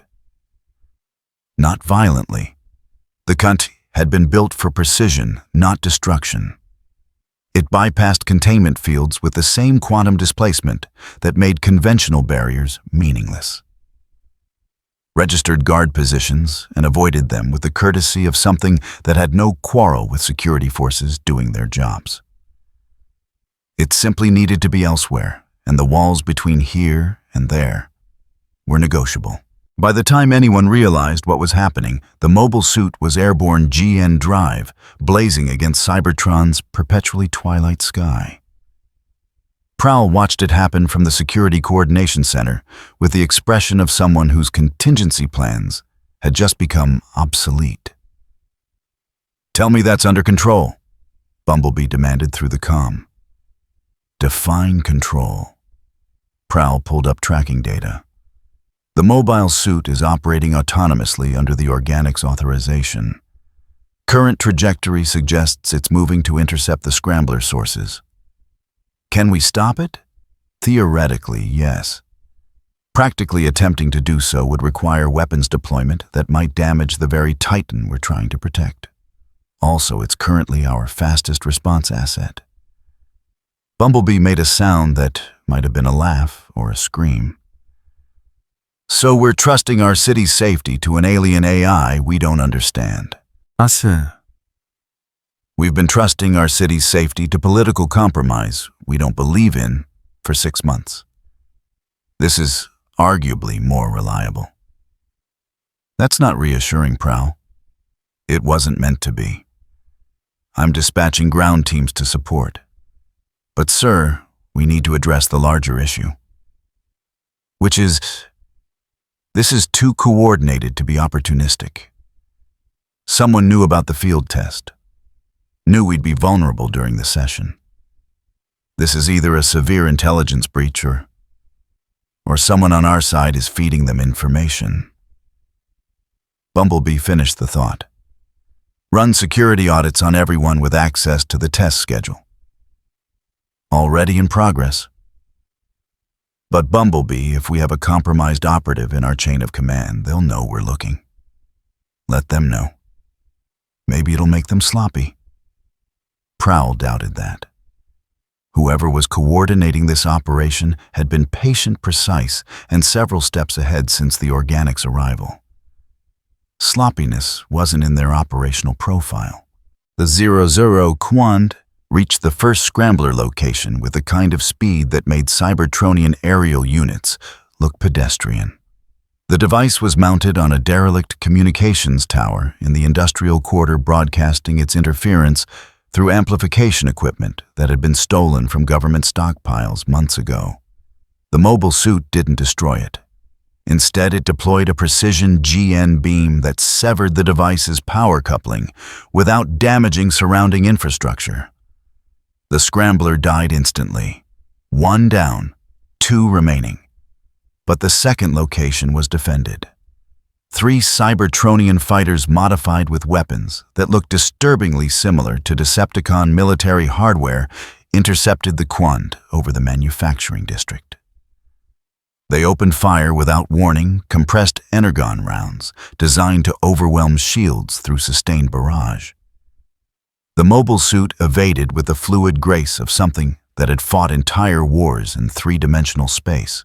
Its GN field deflected what it couldn't dodge, and its counterfire was deliberately non-lethal, targeting weapon systems, propulsion control surfaces, forcing retreat through tactical superiority rather than destruction. 2 of the fighters peeled off damaged but intact. The third pilot was either more committed or more desperate. He maintained engagement, pushing his frame past safe tolerances in an attempt to bring down the organics machine. "Break off," a voice commanded through his comm. Not his cell leader, someone else. Someone whose authority he recognized instinctively. "You've served your purpose. Withdraw." The pilot hesitated, then complied, limping away with failing systems and the bitter taste of incomplete mission. Below in the streets, civilians watched the aerial combat with expressions ranging from fear to fascination to weary inevitability. This was what peace looked like on Cybertron. Not the absence of violence, but violence contained to smaller scales and justifiable pretexts. The Quant reached the second scrambler and neutralized it with the same precision. But the interference pattern didn't diminish. The third device had increased output, compensating for the loss of its companions. And it was located inside a populated district. Windblade felt Metroplex's agitation growing. The Titan's neural activity was spiking, processing the remaining interference as existential threat. His defensive subroutines were initializing systems that hadn't activated in months, designed to protect the city by becoming the city's weapon. "We're losing him," she said. "If he wakes now in this state, his first action will be to eliminate perceived threats, which means anything generating hostile signals." The populated district, Setsuna realized. He'll flatten it, along with everyone in it. Thousands, maybe tens of thousands. Windblade's voice was steady, but her hands shook slightly as she worked the relay controls. "I can try to guide his targeting protocols, but his systems are designed to override city speaker input during active combat scenarios." The security chief made a decision. "We evacuate, now. Full district clearance." "There isn't time," one of his officers protested. "The district has 17,000 current residents, even with optimal coordination. Then we prioritize. Get as many out as we can. And the rest." The officer already knew the answer, but needed to hear someone else say it. The rest become acceptable casualties in defense of the majority. The chief's tone was flat, professional. the voice of someone making a choice he'd live with badly for whatever time remained. Setsuna accessed his comm. "Can't mark my position. I'm going to the third scrambler location." "Negative," Windblade said immediately. "You can't interface with it directly. You don't have the technical knowledge of our systems." "I don't need to understand it. I just need to disrupt it long enough for evacuation to proceed." "By doing what?" "By giving Metroplex something else to focus on." Windblade understood immediately. Understood and hated it. "You're going to make yourself the target. Draw his threat assessment away from the district. The GN signature resonates with his systems. If I position myself as the primary anomaly, his processing will prioritize me. And then what? He'll still wake. Still eliminate the threat, which will be you standing in an open plaza broadcasting exotic particles. Then you'll have time to talk him down.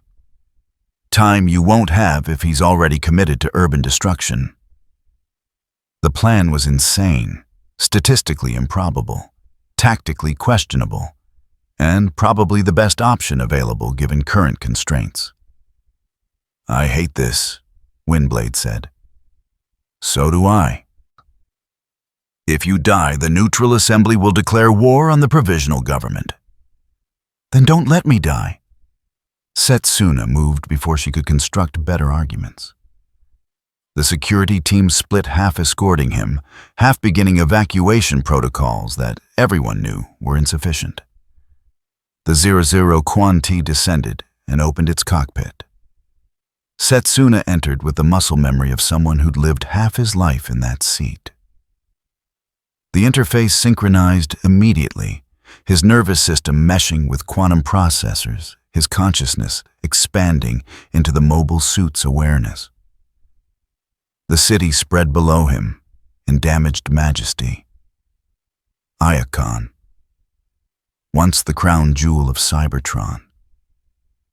Now a patchwork of ruins and rebuilding scars and hope-old grudges and new attempts.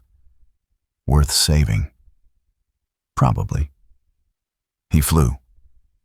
The third scrambler was exactly where intelligence had indicated, mounted on a residential complex that had been evacuated months ago but never demolished. The extremists had chosen well. Destroying it meant destroying homes people might return to. A symbolic wound that would resonate beyond pure casualty counts. Setsuna positioned the Coinet in the plaza facing the complex. Disabled his GN field, opened his particle output to maximum non-combat levels, made himself impossible to ignore. In his neural chamber, Metroplex processed the new data. The interference that had been fragmenting his awareness suddenly had a focal point, a source. Something concrete to address rather than diffuse threat indicators. The Titan began to wake. Not gently, not with the slow deliberation of considered choice, with the violent urgency of defensive programming that had kept him alive through 4 million years of warfare. Windblade felt it happen and knew she had seconds. Maybe. She dove into full city speaker communion, pushing past the safe limits of neural interface, flooding the connection with everything she could transmit. Not commands. Titans didn't respond to commands. Context. Meaning. The difference between threat and catalyst. Metroplex, listen. The signal isn't an attack, it's a question. Someone trying to make you afraid so you'll be what you were instead of what you could become. The Titan's consciousness was vast and currently very, very angry. 4 million years of protective instinct screaming at him to eliminate the anomaly before it eliminated the city he'd died to save. But underneath that deeper than reflex was the memory of their earlier session. Of the small organic consciousness that had existed without fitting into established categories. That had shown him what came after. Metroplex hesitated.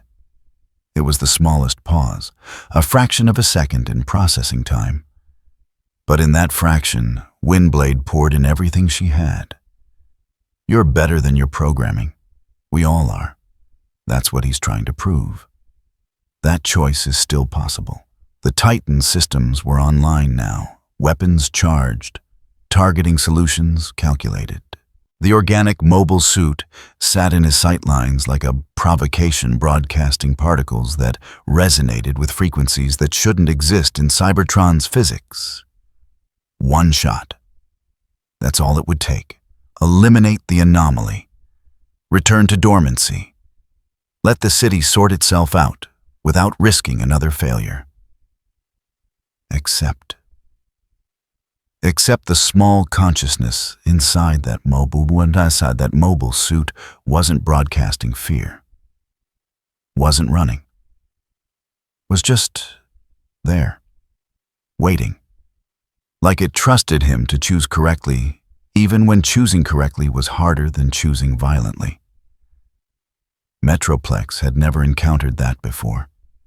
His weapons remained charged, but they didn't fire. In the Scrambler location, the reconstituted Justice Division's coordinator watched their plan dissolve in real time. The Titan was supposed to wake and destroy, prove that Cybertron's peace was one catastrophe away from regression. Demonstrate that nothing had fundamentally changed. Instead, the Titan was hesitating, processing, choosing. Unacceptable. The coordinator triggered the backup protocol. The Scrambler's output doubled, tripled, pushing into frequencies that would cause neural damage to any Cybertronian in proximity. A scorched earth approach.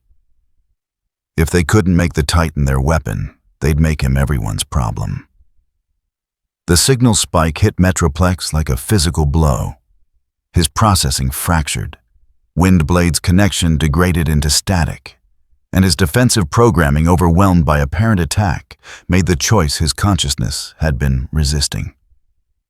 Fire.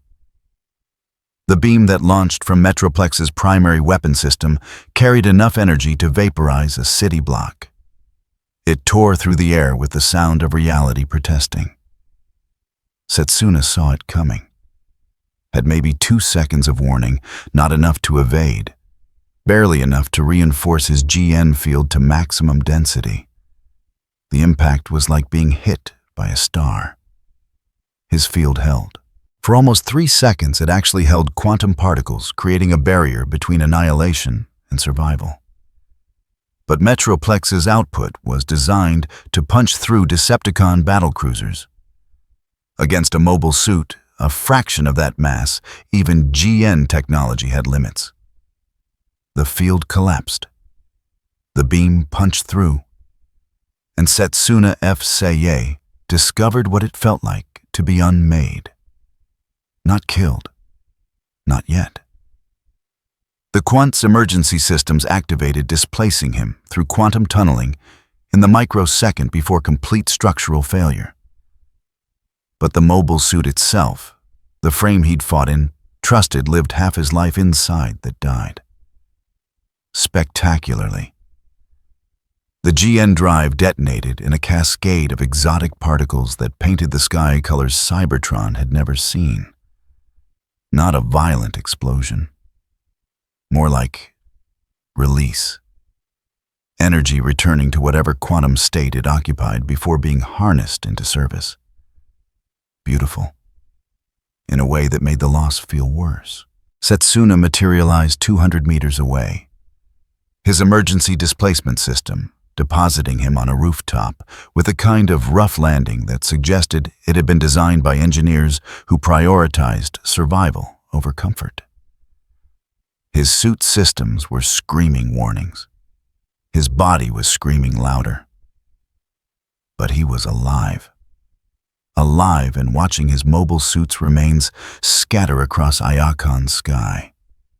Metroplex felt the death and understood with the clarity that came too late what he'd done.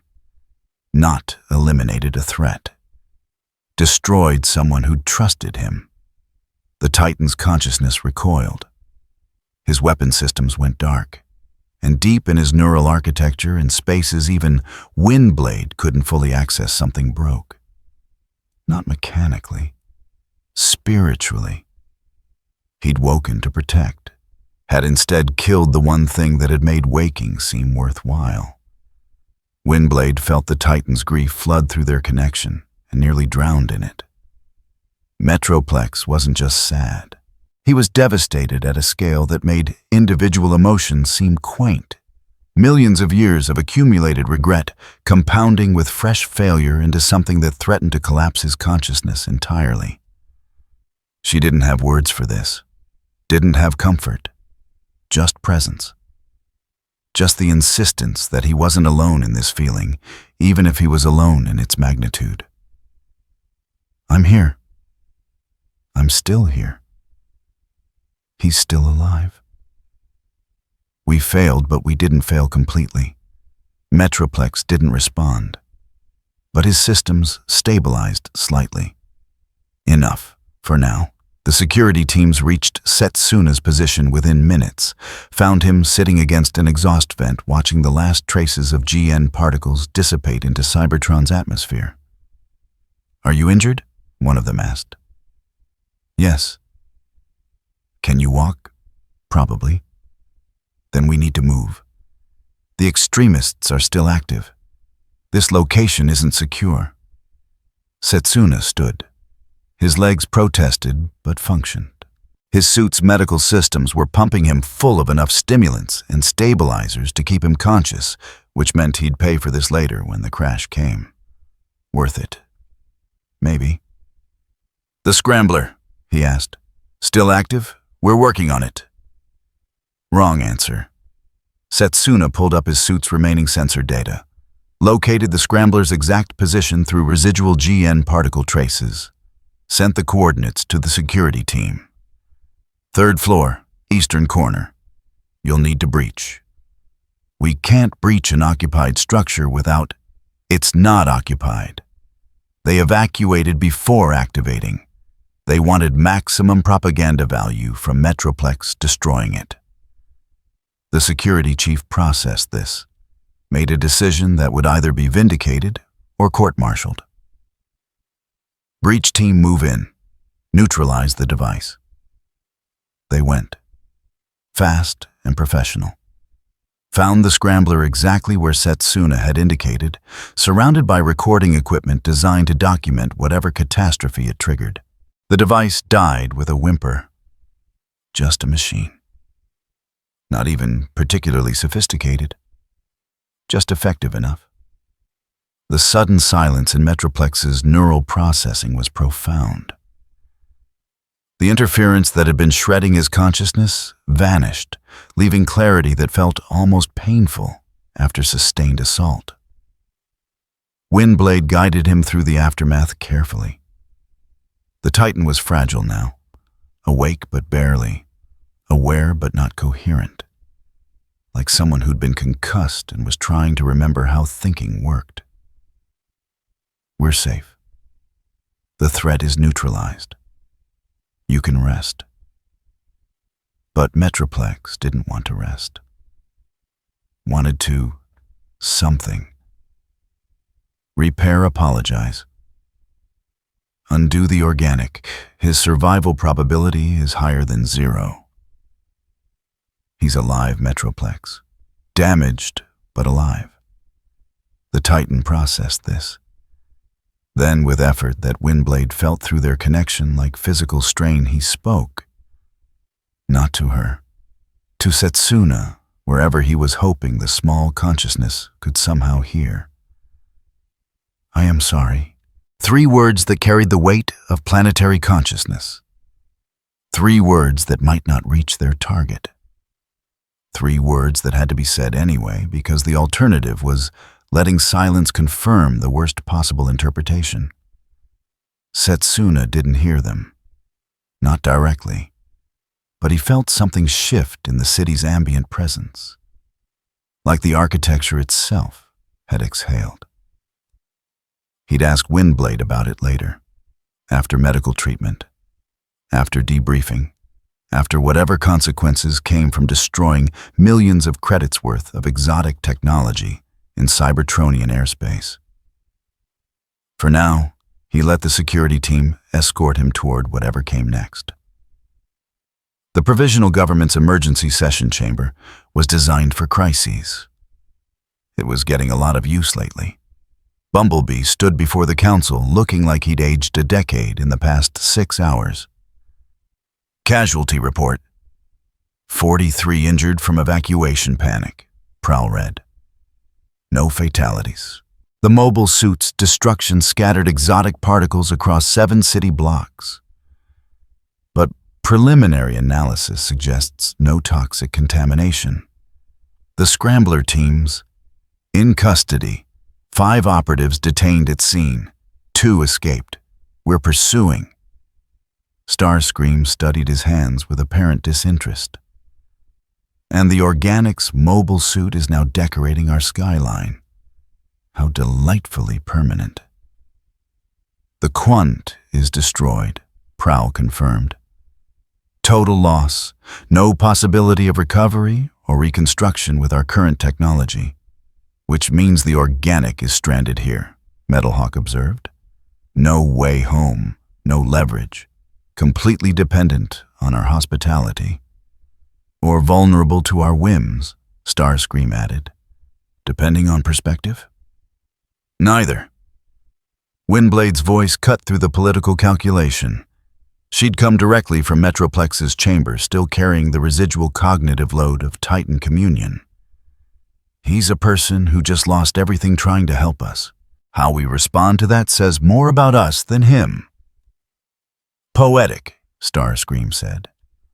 Also strategically naive. The Extremists will use this. Organic weapon destroys itself over Iacon. Foreign entity triggers Titan awakening. The propaganda writes itself. Then we write better propaganda, Bumblebee said. Truth, transparency, the whole sequence Extremist attack Scrambler deployment. Deliberate Titan manipulation, the Organics intervention. Truth is just another narrative, Starscream countered. And not even a particularly popular one. Then we make it popular. How? Bumblebee looked at each of them in turn. We hold a public inquiry, open proceedings. Every faction gets representation. We let everyone see the evidence, hear the testimonies, and draw their own conclusions. The chamber went quiet. Public inquiries were dangerous on Cybertron.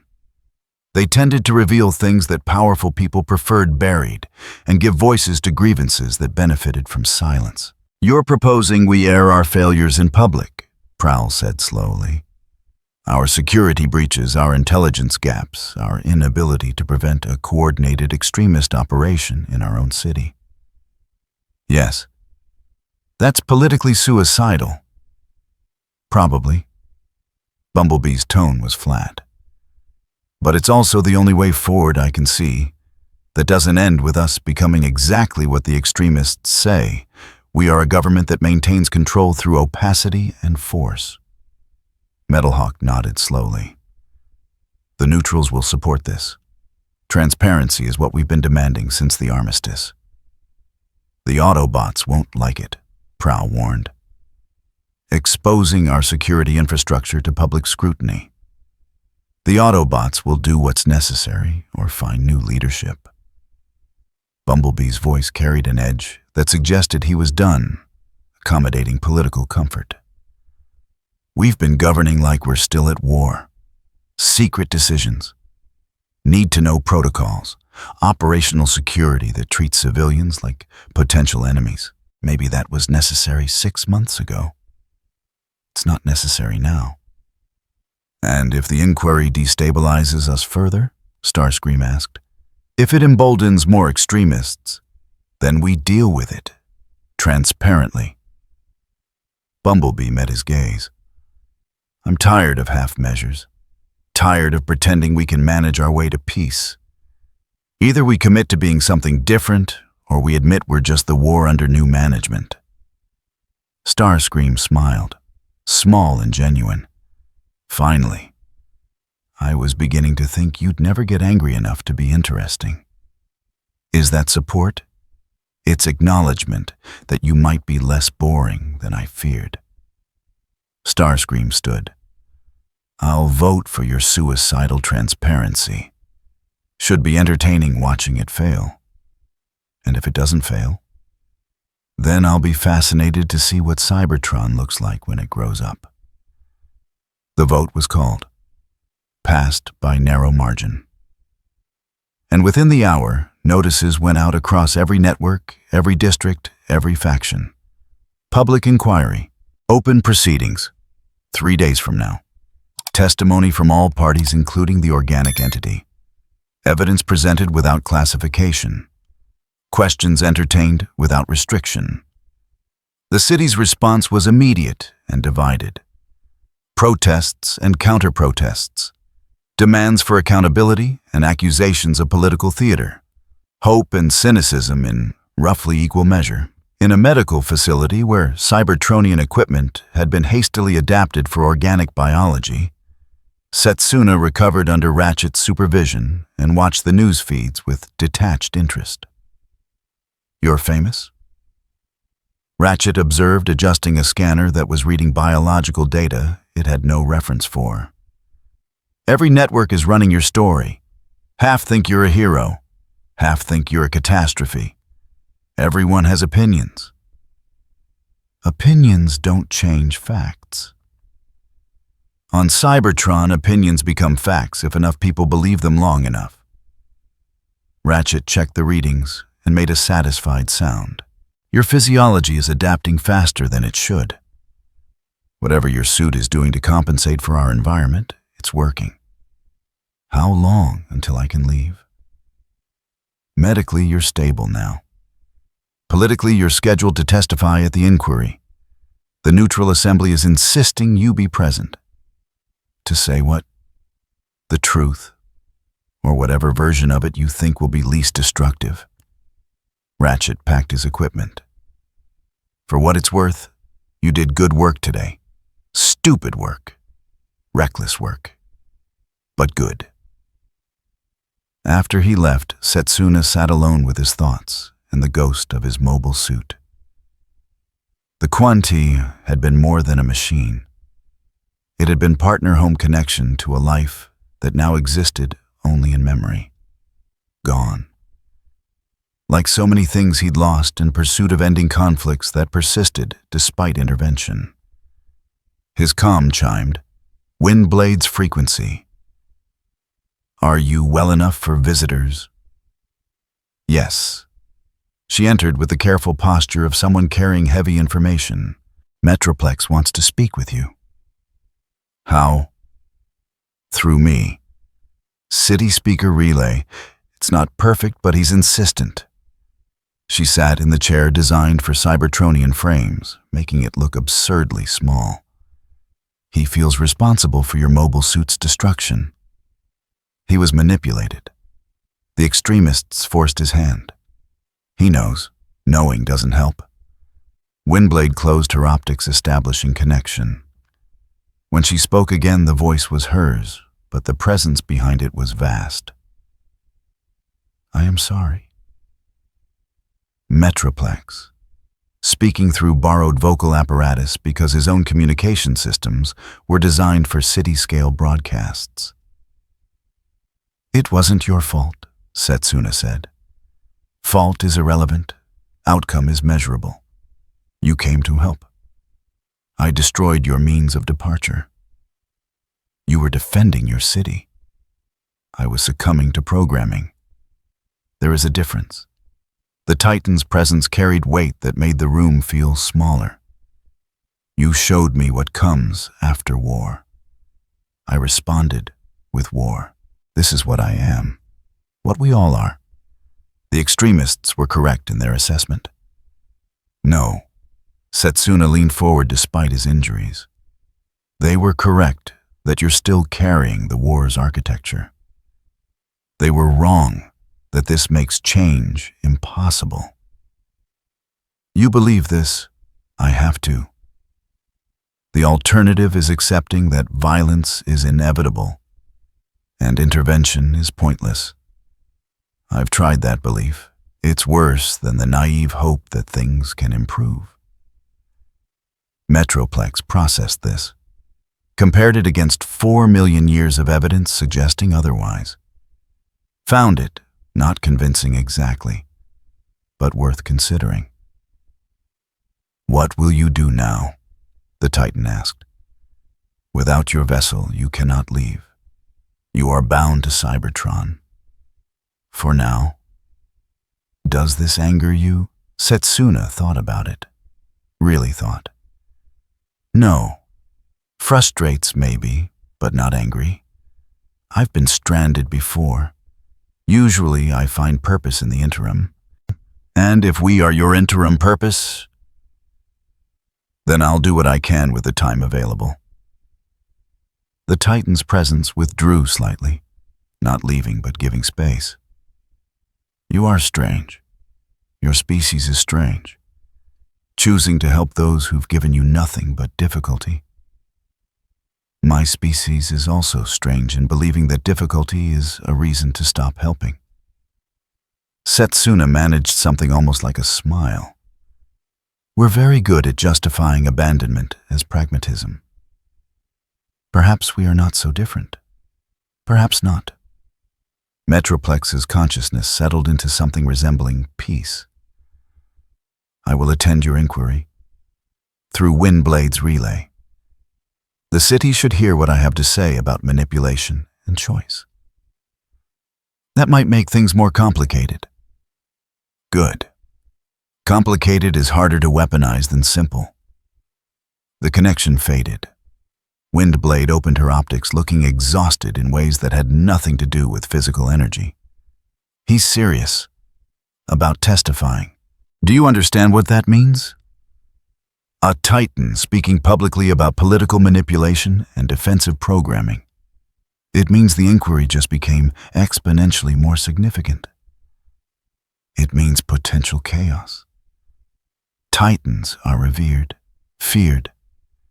Having one discuss fallibility in public consciousness?" She trailed off. "It could undermine fundamental assumptions about authority and certainty." "Isn't that the point?" Windblade considered, then laughed quietly. "Yes, I suppose it is." 3 days passed in preparation. The inquiry venue was chosen carefully, a public assembly hall that had survived the war intact, neutral ground, claimed by no faction. Security was heavy but visible, transparent. Every weapon in sight, every checkpoint documented. The proceedings would be broadcast across all networks without editing. Raw feed only. Truth in real time, or as close as technology allowed. Setsuna entered the hall flanked by neutral assembly representatives. His injuries had healed enough for mobility, though Ratchet had loaded him with enough warnings about overexertion to fill a medical textbook. The hall was packed. Every faction represented. Former Autobots and former Decepticons sitting in uneasy proximity. Neutrals forming a buffer zone between them. Journalists, analysts, civilians who'd survived the war and wanted to understand what came after. And at the center, the council table where testimonies would be heard. Bumblebee presided, flanked by Metalhawk and Prowl. Starscream sat slightly apart, occupying space that suggested he was participating while maintaining plausible deniability. "This inquiry is convened to examine the events of the past week," Bumblebee began. His voice carried clearly through amplification systems. "To establish facts, assess responsibility, and determine appropriate response. All testimony is given under oath. All evidence is presented without classification. Questions are entertained from any faction withstanding." He paused. Let the weight of that settle. "We begin with the arrival.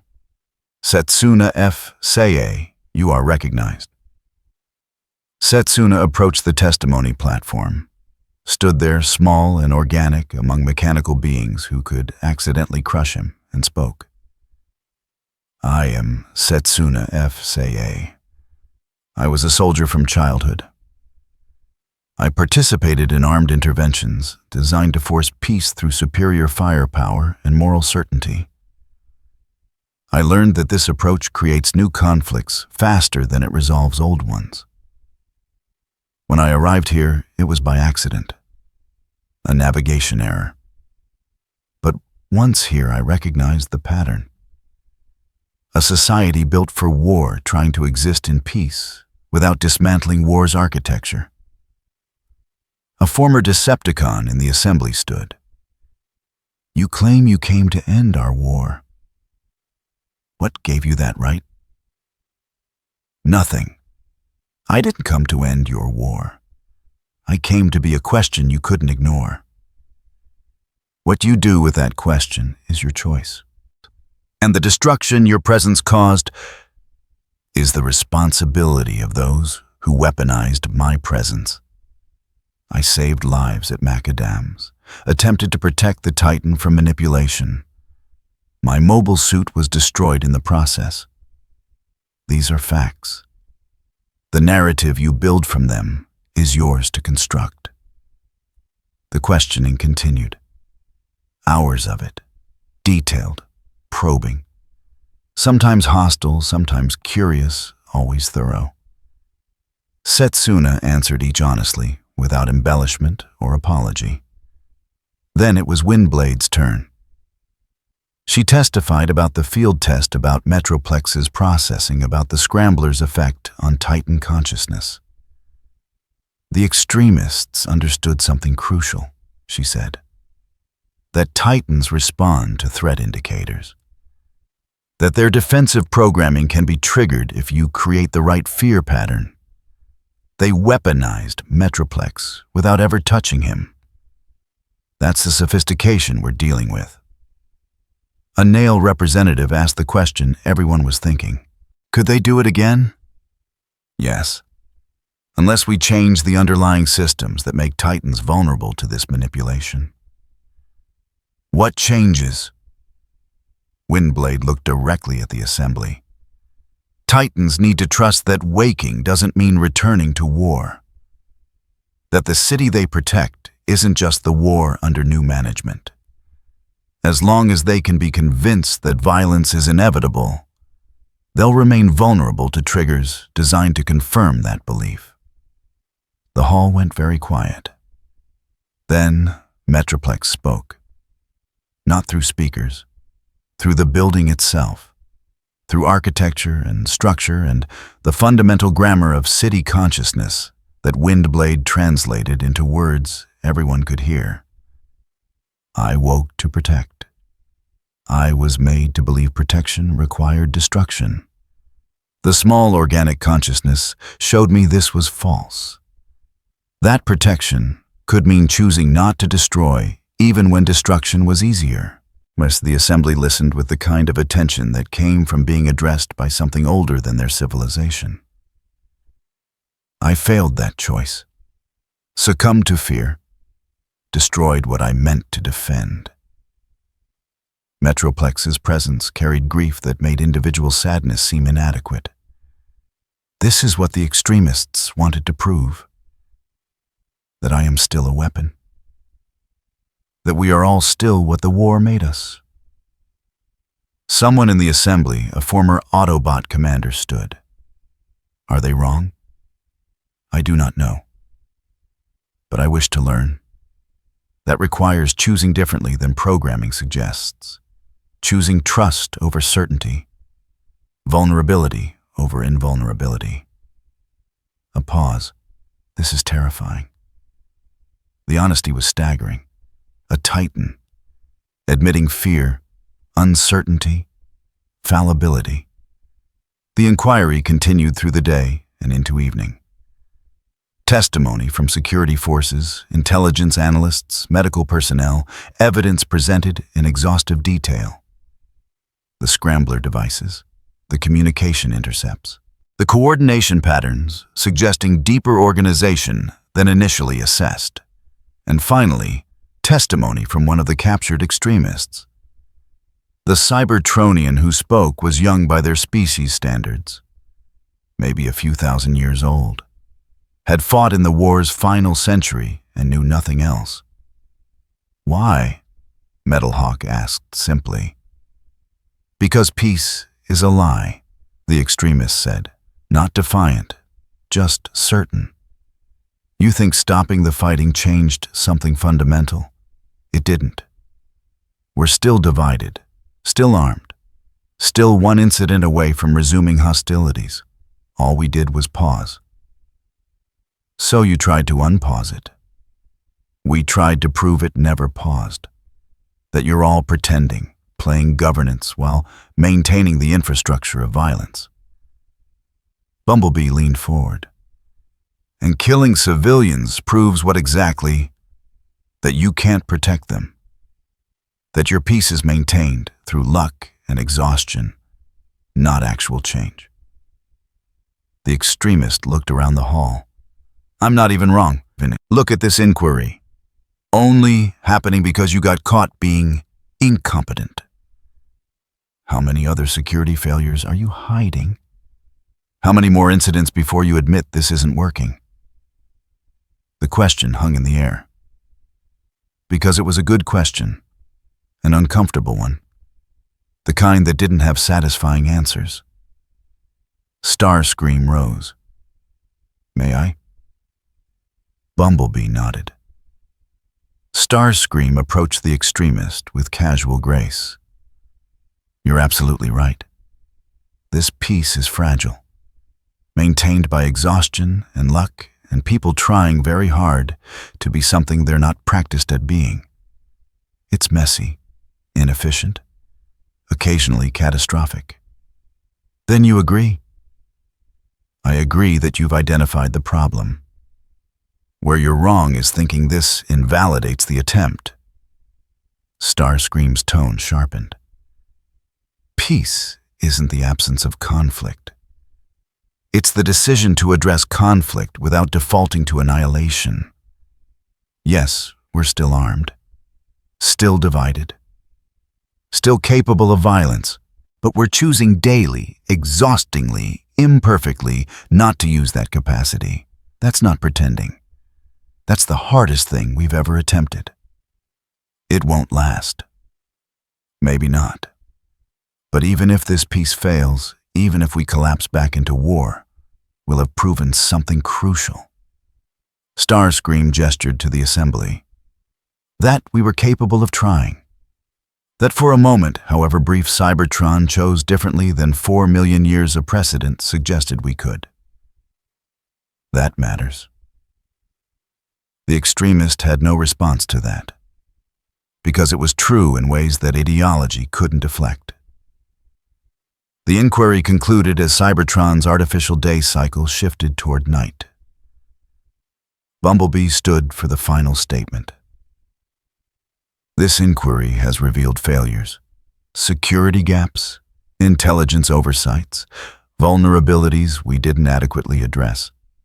Testimony and evidence will be published without redaction within 48 hours. Recommendations for systemic change will follow. He paused, looked at Setsuna. Regarding the organic entity, Setsuna Seiyi is granted permanent sanctuary on Cybertron with full civilian rights and protections. His mobile suit's destruction is ruled defensive action under duress. No reparations required. A stir through the assembly. That was generous. Potentially politically costly. Further, Bumblebee continued. The provisional government commits to transparency protocols moving forward. Regular public inquiries, open evidence review, civilian oversight of security operations. We're done governing like we're still at war. Metalhawk stood. The Neutral Assembly seconds these commitments and will monitor compliance. Prowl looked like he wanted to object on 17 different procedural grounds, but was outvoted by circumstance and pragmatism. Autobot Command acknowledges these protocols. Starscream smiled. Decepticon remnants have no official standing to acknowledge anything. But unofficially, this should be entertaining. The assembly dispersed slowly. Conversations forming, arguments beginning, the work of actually implementing transparency grinding into motion. Setsuna found himself standing outside the hall as night settled over Iacon. The city lights, energon and electric in roughly equal measure, painted the skyline in blues and golds. Windblade joined him. "You're free to go anywhere now, within reason." "Where would I go?" "Good question." She looked at the skyline with him. "Metroplex asks if you would visit sometimes. He finds your perspective useful." "For what?" "For remembering that existence doesn't require fitting into established categories." A pause. "Also, he's lonely. 4 million years of war didn't leave him with many conversation partners who aren't either worshipful or terrified." "I can do that." They stood in companionable silence. Around them, Cybertron continued its messy, imperfect attempt at peace. "What happens now?" Windblade asked. "For you, I mean." Setsuna thought about the question. About the Quant's loss. About being stranded on a world that wasn't his. About the pattern he'd recognized and the intervention that had somehow not made things worse. "I find purpose in the interim," he said finally. "Help where I can. Learn what's possible. Wait and see if Cybertron proves Soundwave wrong." "About what?" "About whether you can become something other than what 4 million years made you." Windblade considered. "And if we can't, then at least you'll fail trying, which is better than succeeding at remaining what you were." She laughed quietly. Metroplex was right. You are strange. So I'm told. In the days that followed, Cybertron didn't transform. Peace didn't suddenly become easy. The extremist cells weren't magically dissolved by transparency. But something had shifted. Slightly. The acknowledgement that problems could be addressed publicly. That failure could be admitted without collapse. That maybe carefully they could build something different. Setsuna took a room in the neutral quarter. Small, modest, adequate. Began learning Cybertron's history in detail, understanding the war that had shaped everything. He visited Metroplex weekly, sat in the Titan's neural chamber, and simply existed while Metroplex processed the ongoing experiment of Cybertronian peace. Sometimes they talked. More often, they simply shared space. Two beings who didn't fit easily into categories, finding commonality in that displacement. Soundwave occasionally appeared in unexpected places, never staying long, never explaining how he'd found Setsuna's current location. Just dropping observations about information architecture and narrative warfare, before disappearing back into the city's infrastructure. Ratchet continued monitoring Setsuna's adaptation to Cybertron's environment, muttering about biology that refused to behave predictably, but grudgingly admitting the organic was surprisingly resilient. And one evening, 3 months after the inquiry, Bumblebee visited Setsuna's residence unannounced. "We're building a space bridge relay," he said without preamble. "One-time corridor, limited duration. Should be operational in 6 months, if you want to go home." Setsuna looked at him. "Home is a planet light years away, where I left everything behind pursuing interventions I'm no longer certain were justified. What's there for me? I don't know. That's why I'm asking. Why build it at all? Because you didn't choose to stay. We made that choice for you when Metroplex destroyed your transport. That's not consent. That's captivity dressed as circumstance." Bumblebee's tone was firm. 6 months. You can decide then, but the option should exist. After he left, Setsuna sat with the knowledge that departure was possible. that staying was now a choice rather than necessity. It should have made things simpler. Didn't. 6 months later, the space bridge corridor opened. Engineering marvel. Coordinated effort across multiple factions. Proof that when Cybertron wanted to accomplish something, they still had the capacity. Setsuna stood before it, watching quantum mechanics bend space into a tunnel that would carry him home. Bumblebee, Windblade, Ratchet, even Soundwave had come to see him off. "You're sure?" Windblade asked. Setsuna looked at the corridor, at the city beyond, at the strange, damaged, stubbornly hopeful civilization that had accidentally adopted him. "No," he said, "but I've learned that certainty is overrated." He turned to Bumblebee. "I'm leaving a protocol, GN Energon interface specifications.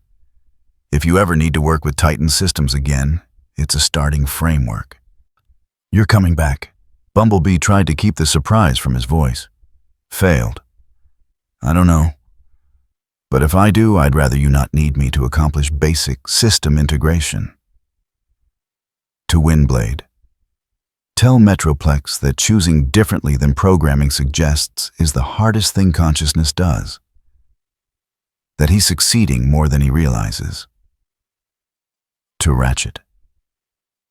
"Thank you for fixing me repeatedly, despite not understanding my biology." To Soundwave, who'd maintained his usual distance. "War is information architecture, but so is peace, and you're better at building than you pretend." Soundwave tilted his head in what might have been acknowledgement. Setsuna stepped toward the corridor, paused, looked back at the city one more time. "I came here by accident. I'm leaving by choice. That difference matters." "Will we see you again?" Windblade asked. "Ask me in a few years. I'm not good at predictions." He entered the corridor, felt space bend around him, felt Cybertron's energon field fade into distance, felt the familiar pull of quantum mechanics carrying him toward coordinates that would eventually resolve into home. Behind him, the corridor collapsed. One-time use, no returns, just as promised. The city continued. Governance happened. Problems arose and were addressed with varying degrees of success. The extremist cells were gradually dismantled through the unglamorous work of intelligence and community engagement. Transparency protocols proved both effective and frustrating in equal measure. Metroplex stayed awake, carefully, participated in city governance in ways that made traditional power structures nervous but ultimately proved stabilizing. Chose trust over certainty daily. Found it remained terrifying but slightly easier than before. And sometimes, in the quiet moments between crises, Windblade would visit the Titan's neural chamber, and they'd wonder if the small organic consciousness had found what it was looking for, or if, like them, it was still looking. Either way, the question remained. And questions they'd learned were often more valuable than answers, especially the ones that made ignoring problems impossible. The Space Bridge engineering team worked in shifts around the clock for 5 months and 17 days. Not because Cybertron lacked the technical expertise. Space Bridge technology was old, well-understood, practically foundational to their civilization, but because building a stable corridor to coordinates outside their explored space required mathematics that kept producing answers the engineers didn't like. "The dimensional displacement is too high," the lead technician explained to Bumblebee during a progress briefing. "We're not just spanning distance. We're crossing into quantum states that don't share our physical constants. The organics' mobile suit managed it through brute force and exotic particles we can't replicate. We're having to do it elegantly. Can it be done? Yes, once, maybe twice if we're lucky and nothing catastrophic happens the first time." The technician pulled up simulations that showed probability distributions spreading across screens like bloodstains. After that, the corridor will destabilize our local space bridge network for approximately 6 months. No commercial traffic, no emergency evacuations. We'll be isolated. Bumblebee absorbed this. How many people know about the isolation risk? Everyone on the engineering team. Council leadership, no one else. Keep it that way. If the general population learns we're voluntarily cutting ourselves off from the network. He didn't finish. Didn't need to. The city's fragile peace couldn't withstand another reason for people to question government competence. Understood. We'll have the corridor ready in 32 days. The announcement went out through official channels with carefully calibrated language. Space Bridge Corridor opening for the organic entity's voluntary departure. Limited duration. Scheduled for the anniversary of his arrival, which wasn't actually accurate, but created a symbolic narrative people could understand. Reaction was mixed in ways that had become familiar over the past months. The Neutral Assembly released a statement thanking Setsuna for his service and respecting his choice to leave. Several prominent nails organized a farewell gathering at McAdam's, which had been rebuilt and now featured a small plaque commemorating the bombing. Where strangers became allies. Where violence failed. Former Autobots were quietly relieved. Not because they disliked Setsuna, most who'd worked with him had developed grudging respect, but because his presence was a constant reminder of their security failures and ideological uncertainties. His departure would simplify things, probably. Former Decepticons were divided. Some saw it as proof that outsiders always left, eventually confirming their belief that Cybertron's problems were Cybertron's to solve. Others recognized that someone choosing to leave was different from being driven out, and that difference mattered in ways they couldn't fully articulate. The extremist cells that remained fragmented, monitored but not eliminated, saw it as validation. The organic was fleeing, admitting defeat, proving that Cybertron was fundamentally unchanged and unchangeable. Soundwave, monitoring all of this through his network of communication intercepts, filed it under predictable and continued observing. Setsuna spent those 32 days in a state he recognized from previous transitions, not quite belonging to where he was, not yet reconnected to where he was going. Liminal, in between. He visited Metroplex every 3 days, maintaining the schedule they'd established. The Titan had stabilized into something resembling peace, still carrying the weight of 4 million years, still processing grief and failure, but doing so with slightly more acceptance than despair. Their conversations, filtered through Windblade's city speaker translation, had developed a rhythm. "You are leaving," Metroplex observed during one visit. Statement, not question. "Yes. This brings you satisfaction." Setsuna considered the question honestly. "No." "Relief, maybe. Satisfaction implies I accomplished something definitive. I didn't. You demonstrated that change is possible. I demonstrated that I can survive falling into situations I don't understand and occasionally avoid making them worse. That's not the same thing." Metroplex's presence carried something that Windblade translated as amusement. "You are more honest about your limitations than most beings your size. This is refreshing." My size. Consciousness magnitude, experiential scope. Most entities with limited processing capacity compensate through certainty. You compensate through doubt. It makes you frustrating but reliable. I'll take that as a compliment. It was intended as observation. Whether it is complimentary depends on your values. A pause. The Titan's awareness shifting like continental drift. I will miss these conversations.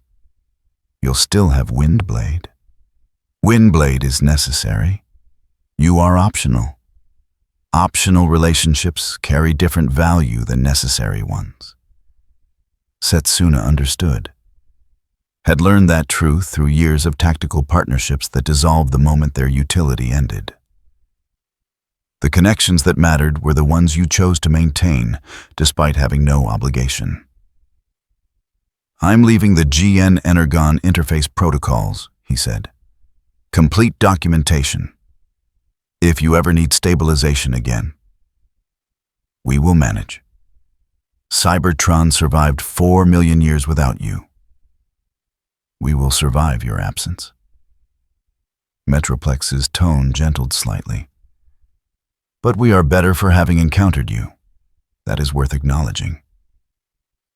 After that session, Windblade walked with Setsuna through the city.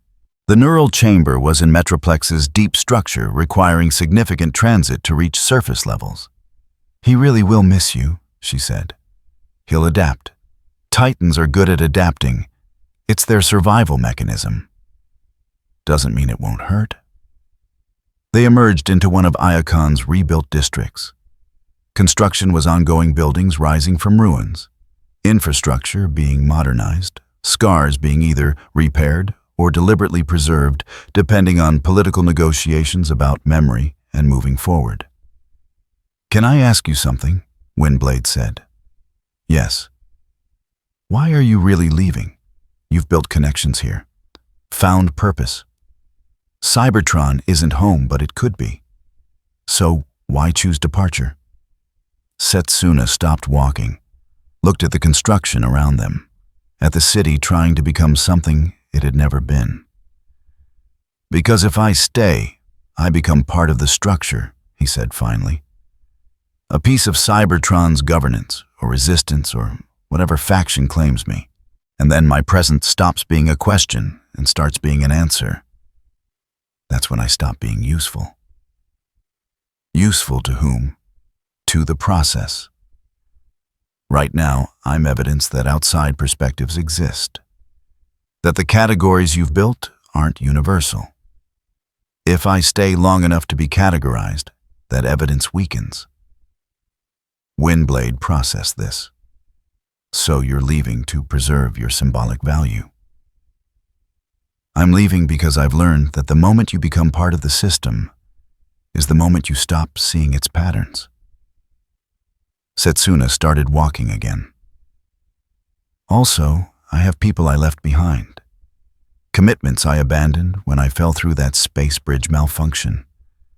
They deserve better than wondering if I'm dead." "Will you tell them about us? About Cybertron?" "Probably. If they're still alive, if they still care." He paused. Time dilation might have made this complicated. Quantum displacement doesn't always preserve synchronization. The thought that he might return home to find everyone he knew dead or aged beyond recognition hung between them. Windblade wanted to offer comfort. Couldn't find words that wouldn't sound hollow. They continued in silence. Ratchet's final medical assessment took 3 hours and produced a report that would baffle xenobiologists for generations. "You've adapted to our energon field completely," he said, reviewing scanner data. "Your cellular structure has incorporated ambient radiation in ways that should be impossible. You're not Cybertronian, but you're not entirely your original biology anymore either. Will that cause problems when I return to normal space?" "No idea. Probably not. Your suit's compensation protocols seem robust enough to handle the reverse transition. But I'm making educated guesses based on physics I barely understand." Ratchet set down his scanner. "For the record, you've been my most interesting patient in approximately 8,000 years. That includes patients who were literally on fire while complaining about unrelated ailments." "I'm honored. You should be. I don't give compliments lightly." Ratchet packed his equipment with practiced efficiency. "Try not to die immediately upon returning home. It would make all my work seem pointless. I'll do my best. That's what worries me. Your best tends to involve situational decisions that prioritize other people's survival over your own. Ratchet paused at the door. Take care of yourself, Setsuna. Someone should. The farewell gathering at McAdam's was larger than expected. Word had spread through informal channels, the kind of organic information distribution that no official network could replicate. Neutrals formed the majority. Nails who'd returned to Cybertron seeking peace and found only its complicated aftermath. They'd adopted Setsuna as one of their own someone else, who didn't fit neatly into Autobot or Decepticon categories. But others came too. Autobot security officers who'd worked with him during the crisis. A few former Decepticons who respected competence regardless of origin. Even some of Prowl's intelligence analysts off duty and carefully avoiding anything that looked like official capacity. McAdam himself, ancient, inscrutable carrying stories.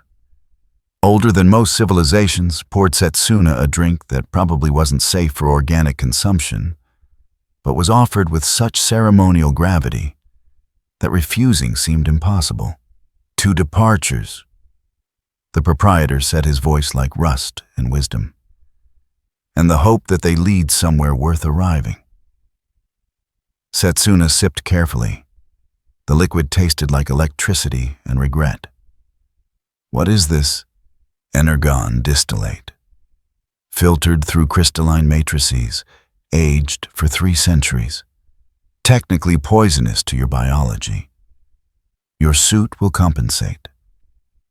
McAdam's optics gleamed with something that might have been humor. Consider it a gift. The ability to consume what should kill you and survive anyway. Very metaphorical. I'm old. Metaphor is all I have left. The gathering continued for hours. Conversations flowing, stories shared. The peculiar intimacy of people who'd survived something together and knew they'd probably never see each other again. A young Nail approached Setsuna near the end of the evening, barely a few centuries old. Had spent most of the war hiding in neutral territories, watching empires clash over principles that seemed increasingly hollow. I wanted to thank you, she said, for McAdams, for stopping the bomb. I did what anyone would do. No, you did what anyone should do. There's a difference. She glanced around the bar. Most people here have survived by learning when to ignore problems that aren't theirs. You didn't. You saw danger and responded despite having every reason not to. That mattered. Did it? The extremists still exist. The problems that created them are still unresolved. But we're still here. Still trying. That's worth something. She started to leave, then turned back. I'm studying to be a city speaker. Windblade's taking apprentices. Teaching people to listen to things that don't speak in words. I wouldn't have had the courage to apply if I hadn't watched you interface with Metroplex. So thank you for showing that understanding doesn't require belonging. After she left, Setsuna sat with that. With the idea that his presence had created ripples he'd never anticipated. That intervention wasn't just about solving problems, but about demonstrating that attempting solutions was possible. It didn't make the failures hurt less, but it contextualized them differently. The night before departure, Bumblebee visited Setsuna's residence one final time. The corridor's ready, he said. Engineering team confirms stable transit. You'll have approximately 17 minutes of safe passage. After that, degradation accelerates rapidly. Understood. Bumblebee stood awkwardly in the doorway. This wasn't an official visit. Wasn't governed by protocols or political necessities, just 2 people who'd been forced into proximity by circumstance and found something resembling mutual respect. I misjudged you initially, Bumblebee said. Thought you were either naive or manipulative. Took me too long to realize you were just trying. Same as the rest of us. I misjudged Cybertron, Setsuna replied. Thought you were stuck in patterns too deep to escape. Didn't account for the fact that recognizing patterns is the first step to changing them. Are we changing, really? I don't know. But you're asking the question. That's further than some civilizations get. Bumblebee managed something almost like a smile. The transparency protocols you helped establish are working, mostly. We've had 3 more public inquiries. 2 went reasonably well. 1 nearly caused riots, but ultimately resulted in meaningful policy changes. It's chaotic and exhausting, and I hate it approximately 60% of the time. And the other 40%, I remember what it was like before. Governing through secrecy and force, making decisions in sealed chambers and hoping the population would accept them. This is better, even when it's worse. They stood in comfortable silence for a moment. If you ever want to come back, Bumblebee said finally, you'd be welcome, officially. The Neutral Assembly has already proposed honorary citizenship. I can make it happen through proper channels. I'll remember that. Will you actually come back? Setsuna thought about celestial being, about the interventions he'd participated in across dozens of worlds, about the pattern he'd noticed arrive, intervene, leave, before becoming part of the problem you were trying to solve. Probably not, he admitted. History suggests I'm better at catalyzing change than sustaining it. And Cybertron needs people who'll stay, who'll do the unglamorous work of maintaining whatever you build next. That's honest. It's all I have. Bumblebee extended his hand. Human gesture adopted from cultural exchange centuries ago. Setsuna took it. The size difference was absurd, his hand disappearing into Bumblebee's grip, but the meaning translated. Thank you, Bumblebee said, for being the question we couldn't ignore. Thank you for not destroying me when you had every tactical reason to. The night's still young. They both smiled at that. Then Bumblebee left, and Setsuna was alone with his preparations. The departure ceremony was deliberately understated, small crowd. Official witnesses. Engineering team monitoring corridor stability. No speeches, no grand pronouncements. Just acknowledgement that something temporary was ending. Windblade stood closest to the corridor threshold. She'd been designated official escort, partly protocol, partly personal choice. Metroplex wanted me to relay a message, she said. Go ahead. He says consciousness that chooses vulnerability over certainty is consciousness that grows. Thank you for teaching me this. Do not forget it yourself. Setsuna felt something tighten in his chest. Tell him I won't. Tell him yourself. He's listening. Titans always listen. Setsuna looked at the city stretching behind them, at the architecture of survival and hope, and 4 million years of accumulated choices. Thank you, Metroplex, for choosing differently than your programming suggested. It was braver than you realize.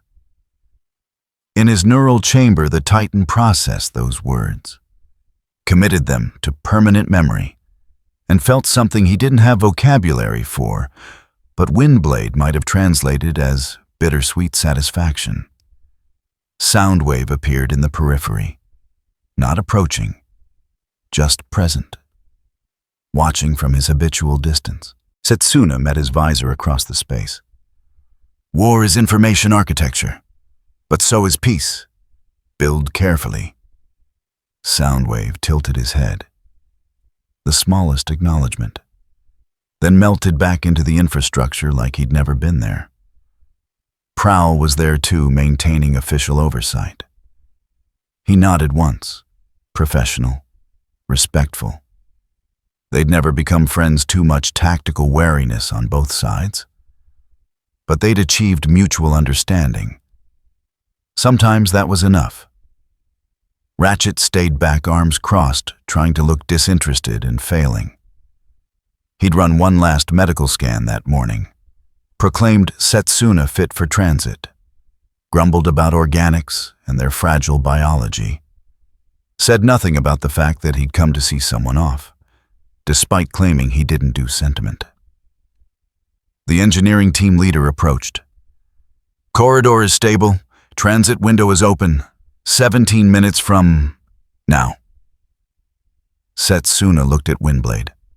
"If you need help with Titan systems in the future, we'll manage. You left excellent documentation. We might even understand it eventually." She smiled. "But thank you for everything. For being exactly what we needed, even when we didn't know we needed it." "What did you need?" "Proof that we weren't alone in trying to be better than our worst selves." Setsuna stepped toward the corridor, felt the quantum displacement pulling at his suit's sensors. Home was on the other side. Or what remained of home after 6 months of displacement and possible time dilation.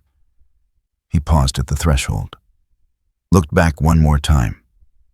The city glowed in the perpetual twilight. Damaged, but standing. Fractured, but attempting cohesion. Still carrying the weight of 4 million years, but learning slowly, painfully, to carry it differently. "Goodbye, Cybertron," he said quietly. Then he stepped through. The corridor was exactly as chaotic as he remembered from the accident that had brought him here. Space folded incorrectly. Physics negotiated with itself. His suit's compensators working overtime to keep his biology from recognizing how impossible this transit was. But where the arrival had been turbulent and uncontrolled, the departure was guided, calculated. The engineering team had done their work well. He could feel the corridor's structure supporting him, carrying him across distances that shouldn't be crossable through quantum states that shouldn't permit organic consciousness. 17 minutes. Or 17 subjective eternities. Time was negotiable in spaces like this. He emerged into normal space with the kind of abrupt transition that suggested the corridor had collapsed the moment he cleared it. His suit immediately began scanning for location markers. The coordinates resolved slowly. He was approximately where he should be. Maybe. Space looked right. Stars were in configurations his database recognized. His comm systems activated, searching for familiar signals, for celestial beings' encrypted channels, for any indication that he'd returned to a universe that remembered him. Static. Then faint but distinct a priority transmission on old Gundam Meister frequencies. Unidentified mobile suit, transmit recognition codes, or be classified as hostile. Setsuna almost laughed. After 6 months on Cybertron being threatened with military engagement for failing to identify himself properly, felt absurdly normal. "This is Setsuna F. Seiei Gundam Meister Celestial Being. Transmitting recognition codes now." A pause. Longer than it should be. Then a different voice. Familiar. Tired. "Setsuna, where the hell have you been?" Locke and Stratos, alive. Which meant the time dilation hadn't been catastrophic. Which meant his team was still operational. Which meant... "It's complicated," Setsuna said. "I need to debrief, but I'm here. I made it back. You've been missing for 6 months. The entire organization thought you were dead. We held a memorial service and everything. I'm sorry." "Don't apologize yet. Wait until you hear about the political situation. It's degraded significantly. We need you operational immediately." Of course they did. Because conflict didn't pause just because one participant disappeared. because the work of intervention continued regardless of individual circumstances. Setsuna felt the familiar weight settle back into place. The responsibility. The choices. The knowledge that whatever he did would be insufficient and necessary simultaneously. But something was different now. He'd spent 6 months watching a civilization try to become something other than its worst instincts. Had seen the grinding, unglamorous work of choosing peace daily. Had learned that intervention was just the beginning, that the real challenge was what came after. "Understood," he said. "Transmitting current coordinates. I'll meet you at the rendezvous point." "It's good to have you back, Setsuna." It's good to be back. And surprisingly, he meant it, despite everything. Despite knowing that the cycles of conflict would continue. Despite understanding that armed intervention was a tool that solved immediate problems while creating longer-term complications. Because at least here, he knew the patterns. Understood the stakes. Could operate with the competence that came from experience rather than improvisation. As he set course for the rendezvous, Setsuna pulled up the GN-Energon interface protocols he'd developed on Cybertron, reviewed the documentation, the mathematics that bridged incompatible systems, the lessons about listening before acting. He saved it in his personal archives, not for immediate use, probably never for use, but as reminder. As proof that transformation was possible when systems learned to translate each other's frequencies instead of drowning them out. The journey home took 3 days. Time to rest, to process, to prepare for reintegration into an organization that had continued without him. When he finally docked at Celestial Being's mobile headquarters, Locken was waiting, looking older, more worn. The war had continued in Setsuna's absence and left its marks. They clasped hands, brothers in arms who'd survived another separation. "You look different," Locken observed. 6 months on a post-war alien planet will do that. Post-war, there's actually a planet that figured out how to stop fighting. They're trying. It's messy, probably unsustainable. But they're trying. Locken studied him. "And you helped them." "I was a catalyst. They did the actual work."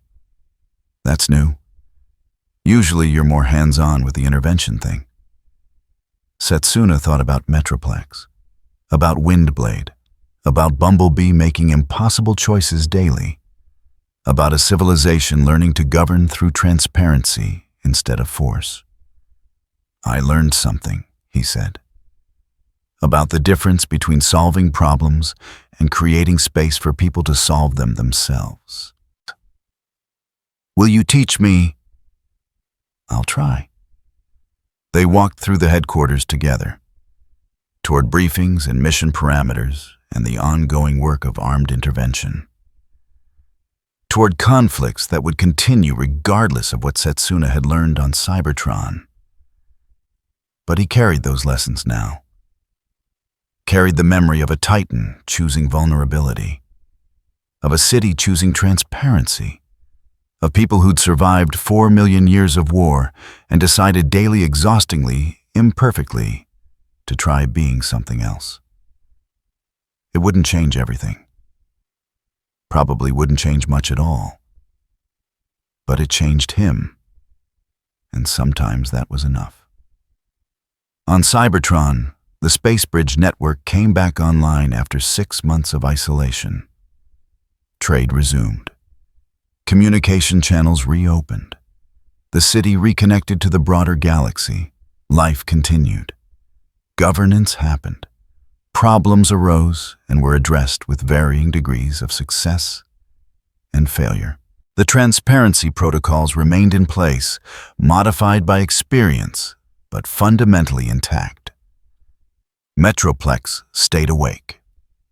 participated, chose trust over certainty approximately 60% of the time, and felt guilty about the other 40%, but was learning that guilt could be processed instead of catastrophic. Windblade trained her city speaker apprentices, taught them to listen to frequencies that didn't use words, to translate between consciousness and architecture, to understand that some of the most important conversations happened in the spaces between what was said and what was meant. Soundwave continued monitoring, building information architecture, occasionally preventing catastrophes through timely data releases. Never taking credit, never seeking recognition, just maintaining the flow. And sometimes in quiet moments, they wondered if the small organic consciousness had found what it was looking for, if it had reconnected with its people, resumed its interventions, applied the lessons it had learned, or discarded them as situationally irrelevant. They would probably never know. But the question remained. And questions they'd learned were often more valuable than answers, especially the ones that made ignoring problems impossible. The city glowed in its perpetual twilight, damaged but standing, fractured but attempting cohesion, still carrying the weight of 4 million years, but learning slowly, painfully, inevitably, to carry it differently. Not because anyone had saved them, but because they'd chosen to save themselves. One exhausting, imperfect decision at a time. 6 months, one organic consciousness. No miracles. Cybertron didn't transform overnight. The extremists weren't eliminated. 4 million years of conflict architecture didn't collapse because someone showed them alternatives existed. But something shifted. Transparency protocols that would have been rejected as naive 6 months ago became standard governance. City speaker apprenticeships that would have attracted mockery became legitimate career paths. A titan learning to choose trust over certainty 60% of the time became possible. Not because Setsuna F. Saye saved them, because he refused to pretend their problems were solvable through intervention alone. He left behind no technology they couldn't replicate, no wisdom they couldn't have discovered themselves. Just proof that consciousness outside their framework existed, that categories weren't universal, that 4 million years of precedent didn't make alternatives impossible. The GN particles faded from Cybertron's atmosphere within weeks. The question they represented, what comes after war when you were built for nothing else, remained. And sometimes, that's enough. If you enjoyed this video, don't forget to leave a like and subscribe to the channel, and be sure to turn on notification so you won't miss our future videos. Thank you for watching, and we will see you next time.